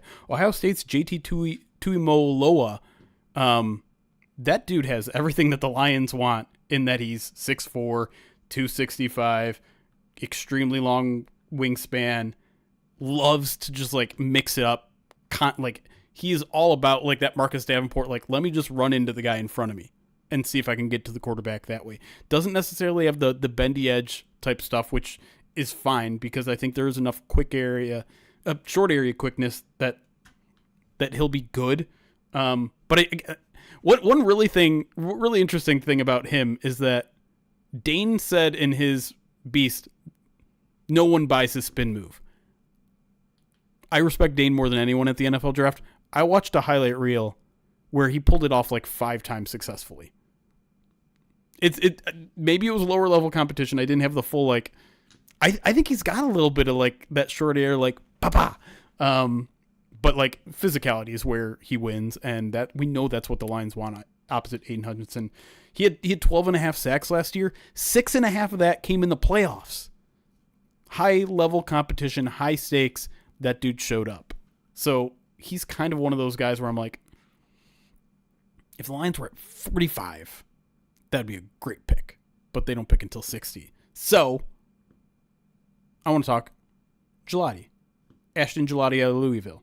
6'2", kind of short, 265, short arms. But for some reason, he's really good at long arming guys. Keeping guys at a distance with one arm because he's so strong, because he's so technical. I don't know if he'll get away with that with the arm size that he does at the NFL level. But he was one of Bruce Feldman's freaks. He had a 9.74 RAS. Again, some of that short area quickness. I wrote in my notes, dip on that chip, because he has like crazy amount of like, just to be able to dip the shoulder and get around. Is something that he did like multiple times when I was watching him. He can play a little bit inside as well, because he's got that physicality. And even though his sack numbers went from 11 in 2023 to 4.5 just this past year, pressure numbers were extremely consistent. In fact, his pass rush win rate went up. So to me, he's a guy that I think has really good production, really good traits in what the Lions want. The only thing is the arm size and the relative shortness, but I think he makes up some of that with the crazy athleticism that he has, both in terms of his strength and his speed.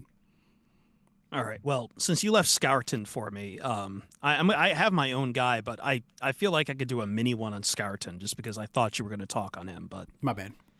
No, it's fine. Let me ask you: do you like 2023 Scourton more, or do you like 2024 Scourton more? Because, like, 2023, he's got 10 sacks. Right. He's got a 10-sack season. But 2024, first team All-SEC, and he's got 14 tackles for loss. And I know. I'll think take a combination of the two. I would like Scarton if only for the reason of I love the meme format. Mom, can I have Trey Hendrickson? We have Trey Hendrickson at home. Trey Hendrickson at home feels like Nick Scarton. I did this.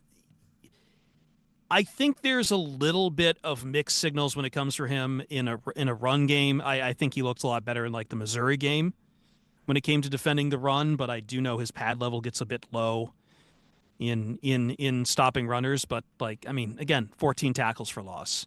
He's taking chips and double teams the entire time as SEC teams tried to stop him. Like, he's got, the Euro step, he's got everything. Like, it feels a bit of a luxury, but like I would be, if he's there day 2, I would absolutely be willing, Ryan, to start looking at like, hey, we want 2 really like insane pass rushers who you're just hoping Nick doesn't overshoot the quarterback. Like, yeah, put me Nick and Aiden Hutchinson out there.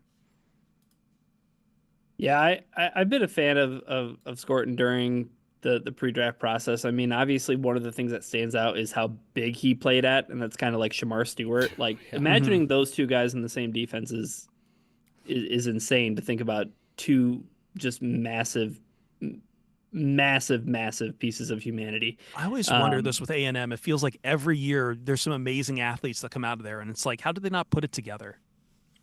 Well, I mean, hopefully the Lions can put it together, because a guy like Scorton, I mean, like, he played at, I think, 285 his last year at Texas A&M, and he says he wants to play closer to 265, and that's not certainly going to like discount him, but I mean, he still checks a lot of the boxes for everything you're looking for. In terms of the other thing too is like the nonstop motor. You know what I mean? Like, if the pass rush plan isn't super refined, if there isn't like, he has this thing to get to the quarterback. It's kind of like early on Aiden Hutchinson. You know what I mean? Like, Aiden was still putting together pieces of the plan and still kind of, working on sharpening all the tools in the toolbox, and get that opportunity in Detroit with Scorton, and you just have a big, massive man. Like, just, again, sign me up for all the big guys. Big guys. Big. I did fall in love with a guy who's a little on the smaller side, actually, for my own pick. It's not Scorton, but it is still SEC. It's TJ Sanders out of South Carolina, who the run game is a bit of a work in progress with Sanders. I think I screwed up. I mentioned the Missouri game when I was talking about Scorton. I meant that about Sanders. So I'm sorry, adequate. So there is that knock on him where it's like, all right, well, the technique is there, the run pad, the pad levels, it can be a little rough at times, but that's kind of why we're talking him as a day 2. And he is going to be a little undersized. I need to find his weight again. Actually, 297 no, of the combine. Yeah. So he needs to build some NFL power if he's going to compete in the trenches. But I just liked a lot of what South Carolina brought last year. He's long, he's twitchy, he's got the tools, and just violent.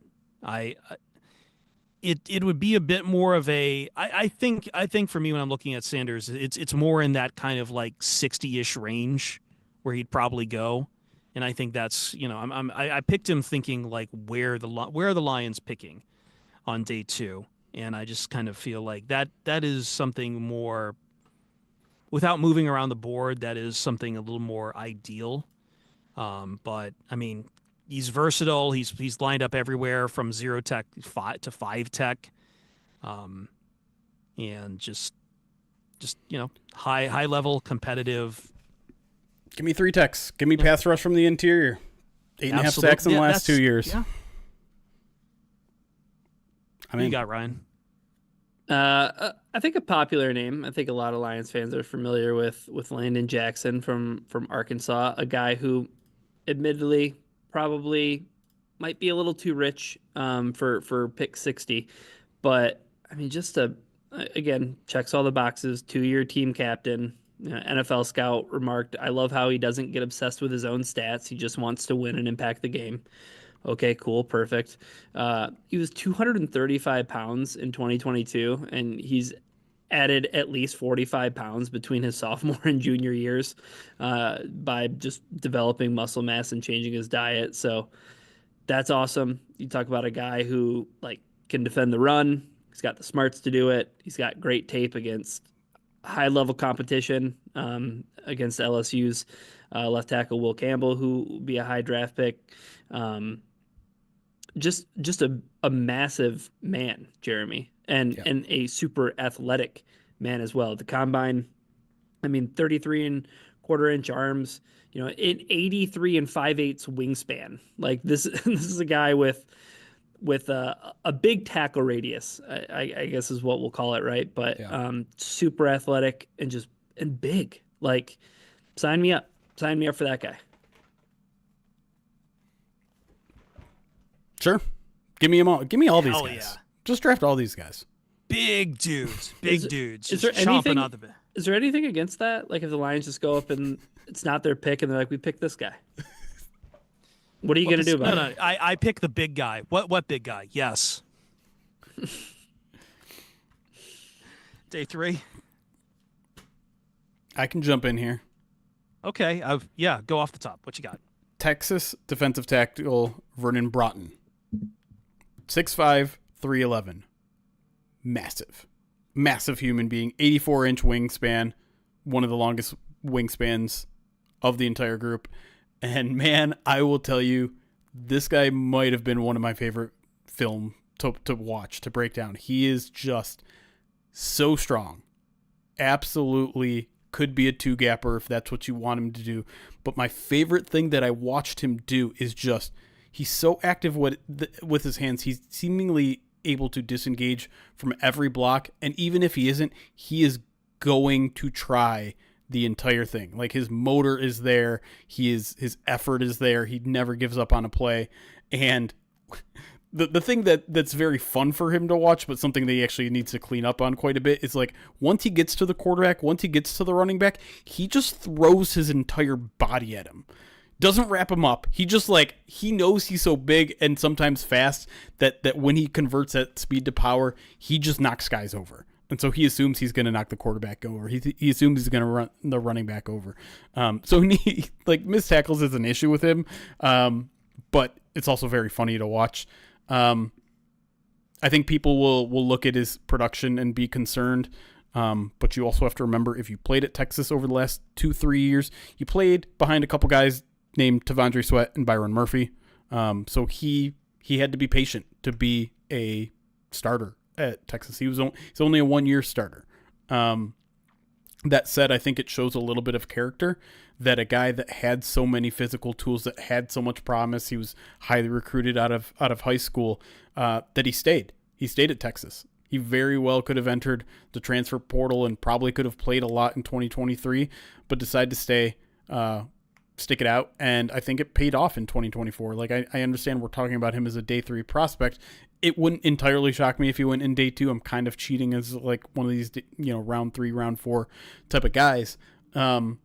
But because he's so strong, I think he's going to be very good in the run game initially, but also some of the short area quickness that he has, which is surprising for a guy of his strength and size. Like, I think it has a little bit of untapped pass rushing potential. And in fact, I mean, he had 4 sacks last year. It's nothing to shake your hand at.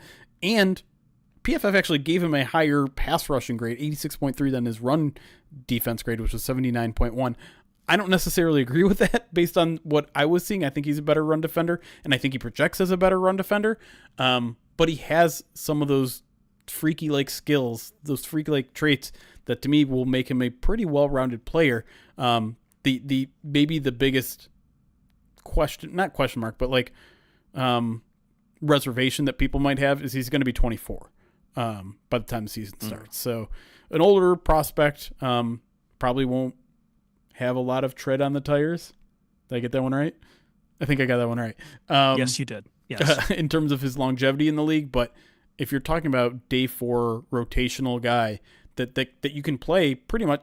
He's not going to play every down, but you can put him in on any down. I really like Vernon Broughton from Texas. I'm going to take my day 3 guy. I usually do not go against the grain where Kentley Platty is concerned, our old friend and colleague. He gave this guy a 2, just a flat 2 Raz. And I know in that's in my instincts not to go against it, but I am going to make a case for Ole Miss Jared Ivey. Almost did Jaden Ivey there. I've got too much Pistons on the brain, Ryan. But Jared Ivey, I do have to make a case for Jared Ivey. And look, I'm making a case for him on day 3. It's not like I'm sitting here acting like this is the guy for the Detroit Lions. But I think if you're around on day 3 and you want to take a risk on someone who's just not graded out very well athletically, I would take the risk on Jared Ivey for several reasons. Number one, and I think there's a question on whether or not if you're taking him, if he's going to play edge, or I know there's been some people who say maybe you can convert him to DT. I don't think he needs to convert to defensive tackle, but at least that's there for you. Part of the reason that's there for you is that he is my man is a whopping 274 pounds. And I believe his junior year, high school junior, he weighed 195. So he's put on a lot in not a lot of time and this is what I like most about him, and I am absolutely doing a character thumping for Jared Ivey, a man who, and this is the most important part, has a podcast like us where he called the Ivy League. I'm out. I'm immediately out. No, hold on. Too many podcasts out there. Every other coach talks about how intelligent he is. You can watch it on the field where just, if you want to see, I don't know where the grit index is on him, Jeremy, but watch some of the plays where wherever the ball is, he is going after it. He's never one who's going to give up play. He's going to chase down wherever that ball is on the field. He's going after it and is going to just give everything he can to get up there. As for playing edge itself, man, how the lateral agility he has where he can just cut either inside or out is there. And there is some things that he absolutely needs to work on. He rushes tall. His Euro step isn't great. But I love that Euro step is now a football thing, by the way. Yeah, it's now a football thing. We took that from basketball too, along with Christmas. But we're talking about a 6'6" man, 270 some pounds, who every coach just praises the hell out of what he does, about who he is, about his work ethic, about his locker room personality, everything else. Would I like Jared Ivey to see what the Lions staff can get out of him as a rotational piece? Absolutely. I think that would, understanding all the limitations that would come on it, but if you're telling me he's only going to cost you a 5th or 6th rounder, I think that's something I would be in on. That's fair. Take us home, Ryan. Fair. SMU's Elijah Roberts for multiple reasons. One, he has one of the most unique body types I've ever seen for an edge player. He's almost 6'3", 285 pounds. So he's just here's the other thing too. The aesthetic is incredible because he's got the whole cowboy collar / neck roll thing going on every once in a while. I'm selling you on all the visuals before I get to some of the statistics, which are kind of wild, that he posted with SMU. But he just has such a unique body type, and his move is the bull rush. And that's probably why he wears the cowboy collar or the neck roll, because it's just watch that guy's tape, and it's just, I'm going to bash into this guy, and he's not going to be able to handle the fact that I'm 6'3" and 285 pounds. I just love that. But he's also 6'3", 285 with over 33-inch arms. So he has a really unique combination in terms of also graded out as a really good run defender. In 2024, he finished 36 amongst all edge players in FBS and in stop percentage on run plays. So like run defender, the pass rush is like not super. It's not silky. Like there's nothing like poetic about it. I mean, he's 285. Like, yeah, but what's he gonna do? Bend the edge at 290? Well, so this is where I kind of see him as almost being like a Josh Pascal type player, where it's like, yeah, edge because he's an edge setter, but also like kick inside too. Like he has that room in his game to like just be a little bit more positional versatile than I think a lot of teams like they want. Like I want a traditional like edge player or I want like an inside guy, and we've seen the Lions time and time again value that ability for Levi Onwuzurike or Aiden Hutchinson to kick inside. Like they want guys who can do more than just play in one spot.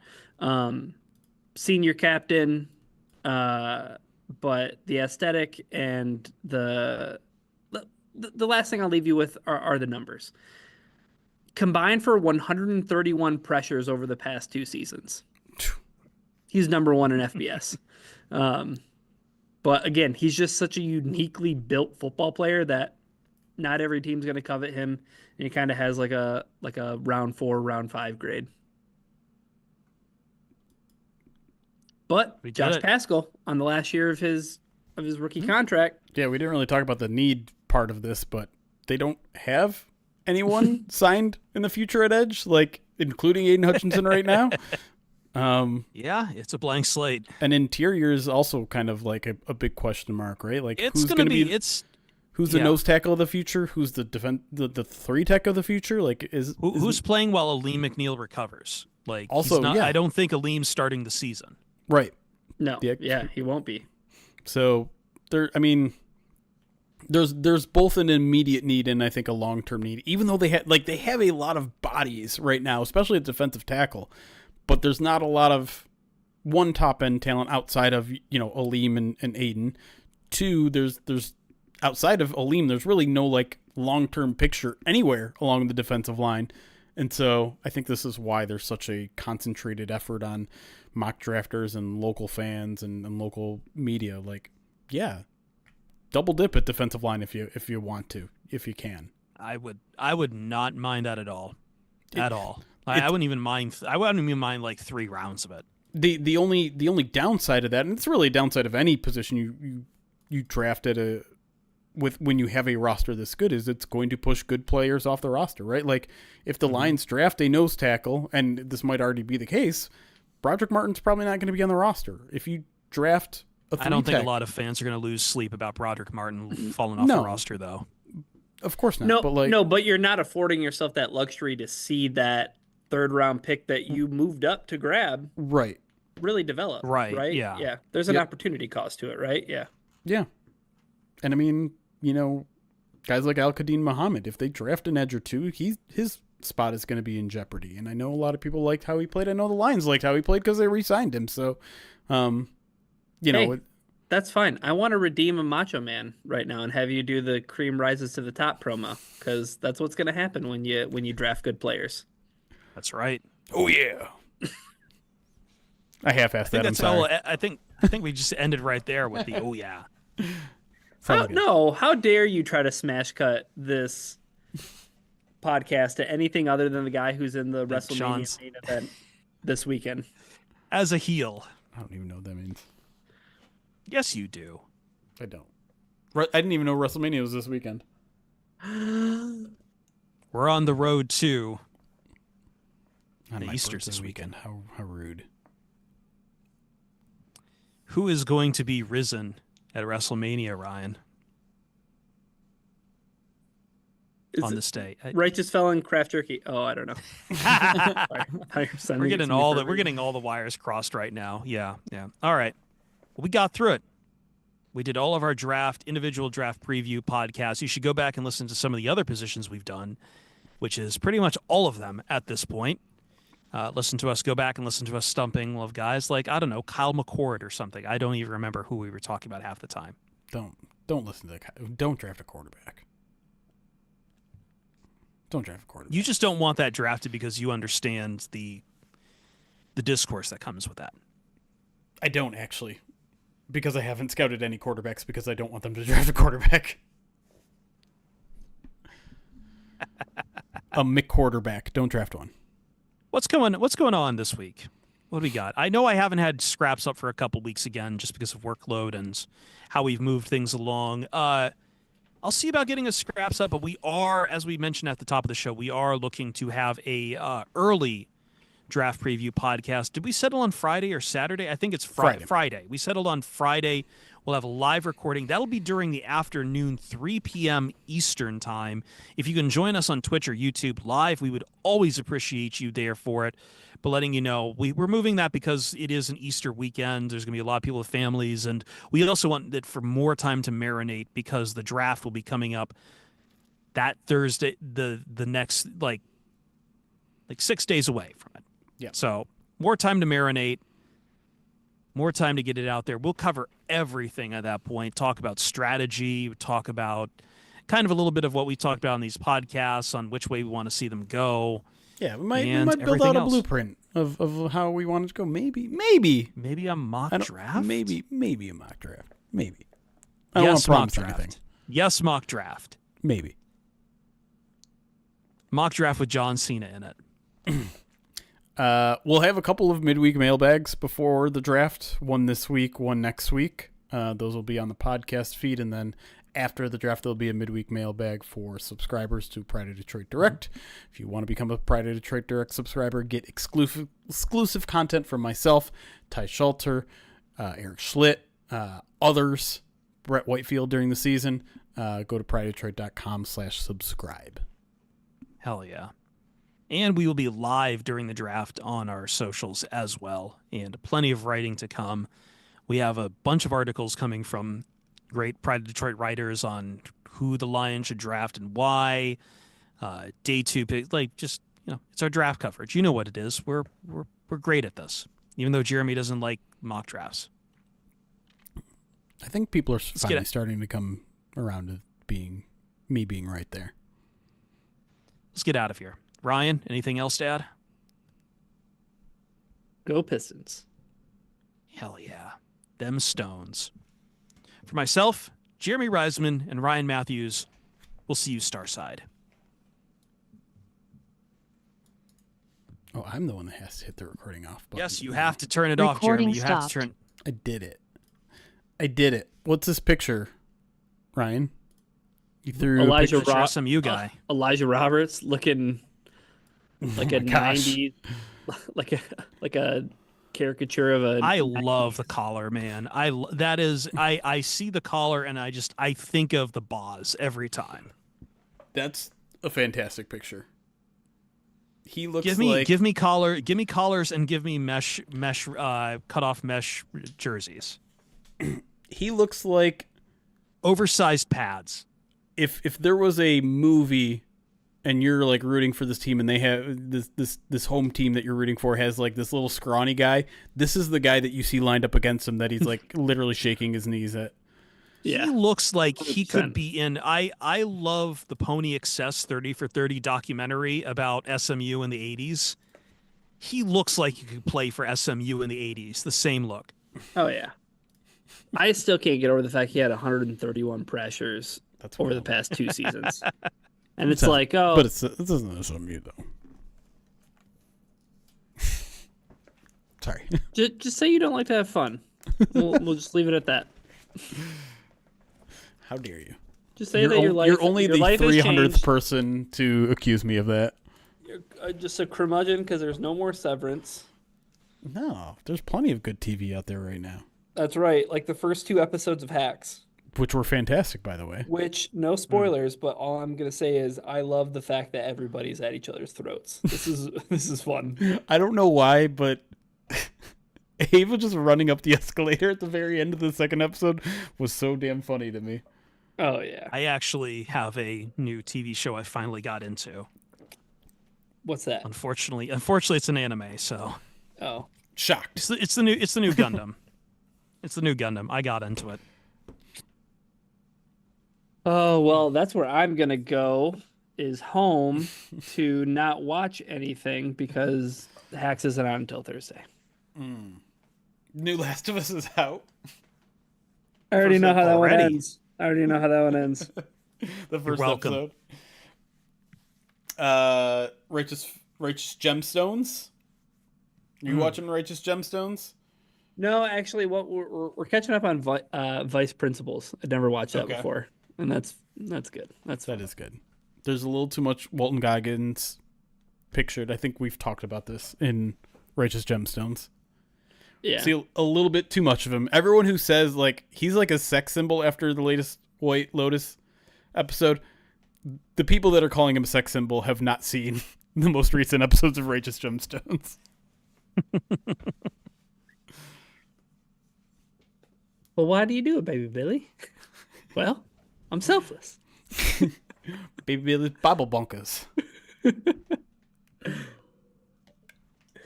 That is one of my favorite memes, though, or one of my, I guess, trends too. Trend, meme, same thing, difference. They're essentially the same thing these days. But the whole like, after I pay all my lab technicians, my fees, zero, zilch, nada. All right, we've gone long. I think I want to get out of here as well. Let me... Rise of Beast, $2 super chat says Jeremy wins the midweek mailbag this week. Have not confirmed with Eric, but I think we've kind of settled on Wednesday nights being a comfortable spot for both of us. So that is what I would assume at this point. But we'll try to let you all know if that changes. David Lunch, I'm not sure. No, there was a couple that got in right before we went live with the second segment. Let's go Broncos. Yeah, Western. We didn't even mention Western Michigan, man. Don't pretend like you care about college hockey now. Get out of here. I've always watched the Frozen Four, and I appreciate where John Saunders was an alum from. I call BS. I baloney that you have ever cared about watching college hockey. I think the last Frozen Four I watched was actually like the Union College win over Boston College, so it's been a while. All right. Yeah. Noted hockey hater. Noted these guys aren't even athletes. Something that I found... Someone tried doing that this weekend. Someone on, I'm not going to say who on FSR, tried doing that this past week on golfers, saying they weren't athletes. There's nothing more than I hate about that conversation, or it's not a sport. I don't care. I don't care if you call golf a sport. I don't care if you call bowling a sport. I don't care if you call darts a sport. I don't care. Whatever. Who cares? Why are we making these arbitrary? Like, just say you don't like that sport. That's all you're doing, is you're trying to discredit these people from their talents. Well, I feel, and especially with golf, I feel like there is always that strong push just because, like, the crowd of, oh, well, Tiger's not in it, I don't care, is... I understand, like, Tiger might be the most influential athlete of any of our lives, hands down. But at the same time, I genuinely cannot be like, I'm throwing away an entire sport because the one athlete I cared about is no longer in it. Like, there are plenty of other things I hate about golf, other than whether they're athletes or not. It's expensive. It's taking up valuable resources. You want to hate on that stuff, go for that. That's where you should hate golf. Sorry, are we talking about golf or tennis? Both. But taking up valuable resources is definitely more of a golf thing. It is definitely more of a golf thing. And tennis people would claim that pickleball is the sport that's actually taking up valuable resources. That's right. No, the only thing that's worse. No, that's what I mean by tennis. They're taking up the valuable resources of where we could have pickleball courts. Right. The only thing that annoys me more than that's not even a sport guy is hockey players are so much tougher than other players guy. So basically the entire PK Subban take about why Ovechkin is more impressive than LeBron James. Have you seen those? Just come out and say you're a this Russian close without psyop. mentioning PK. Just come out and say you're a Russian psyop, PK. My brain just went in 10 different directions because now there's a million things I want to talk about. One is Shorzy, which I just started watching, which is fantastic. Okay, well now I might have to try it. After I watch Tombstone, of course. I'll leave that at that, but I bet there's some Shorzy fans in the chat, and just know that I'm with you now. Shout out to Justin Rogers for making the recommendation. 2 is you just, of course, now when you mention LeBron James, only one stupid person comes to mind now. And have you seen, there's like this web series of 30 people debating one person. Yeah, it's mostly been a political thing. Skip Bayless. There is now a Skip Bayless version where he is debating Michael Jordan versus LeBron James, I think. And I'm just like, why?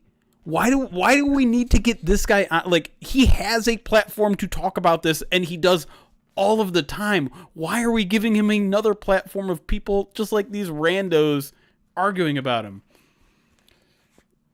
It's so dumb. So dumb. It's a Shorzy line. He says so dumb all the time. But what else? Because honestly, when I hear LeBron James' name, I just think of just all the songs and the fact that he got a Barbie doll. I did not know that. He did. Yeah, he did. He did. There was somebody who like hired a choir to sing one of those the LeBron James "Man in the Mirror" remix as he was walking out of purchasing the Barbie doll. This is what life is like in 2025. Sorry, I'm just trying to like put a bow on this by us being old again. I saw this, like, I don't know if it's an AI thing where everyone's like, hey, turn me into an action figure. Have you seen that meme? Yeah. That's what I thought you were talking about. Oh yeah, it's like a chat. Is it a chat GPT thing or something? Like I kept seeing a bunch of like soccer players as these action figures and shit. It reminded me of like 3 years ago during the pandemic or however long that was ago, where we were all like turning ourselves into babies and old people with these dumb phone filters. Filters, yeah. Yeah. Well, there's it's sold out. Oh darn! Of course.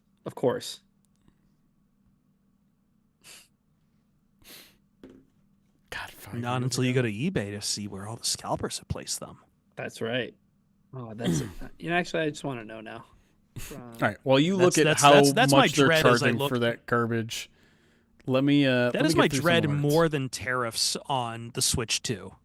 Is they're gonna be bought up in like 5 seconds and then put on eBay.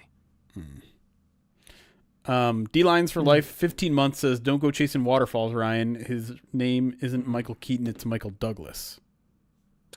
What? What? I'm not entirely sure what that means. Obviously, there's like one Michael. One Michael in my life. Dang. JT Sam, 31 months says, can we watch Ryan eat beans instead of Tombstone? I said that I'll eat those beans as soon as I watch Tombstone. David Lunch, 27 months, subscribed to the channel. Rise to Beats, a $2 donation about the midweek mailbag. Mike Miller, thank you for subscribing on YouTube. And Cool Bananas, thanks for the follow on Twitch. All right, now I'm caught up. How much are these LeBron James Barbie dolls going for on eBay? So on the Mattel website, they were listed for $75. On eBay, I saw one for $200. I saw one for $175. That's low. So, but I mean, pump those numbers up. Yeah, 100%. Got to do at least 10,000.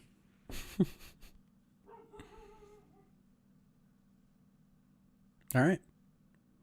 I think we're done. Oh, but I just learned something about Michael Keaton. I didn't know that that's not Michael Keaton's real name. Michael Keaton's real name is Michael Douglas. But because there was already a Michael Douglas, he switched it to Michael Keaton. Oh. Huh. Is that true or is... I just looked it up. Oh, okay. That's what Kylo Den is saying in the chat too. Yeah, that's what. Yeah, he Kylo Den. I owe you this new perspective I have now on America's greatest actor. Oh, that link is to Tombstone. Catherine O'Hara is up there too, by the way, because she's killing it right now.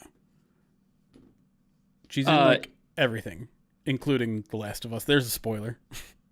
She is. She's also in that new Apple TV show that I wasn't digging, but some people are. She's in Beetlejuice too. She's in Beetlejuice 2 and Beetlejuice 1. That's right. She's very funny.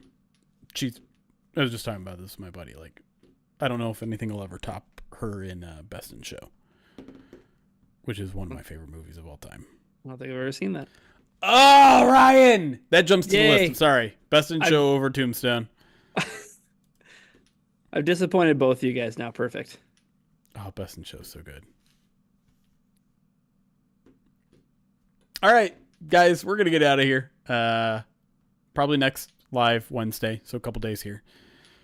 Then Friday, next POD cast, so that you guys can go enjoy your Easter / my birthday weekends as much as you possibly can. Watch the Hell yeah. Pistons, 6 o'clock. Saturday. Jeremy.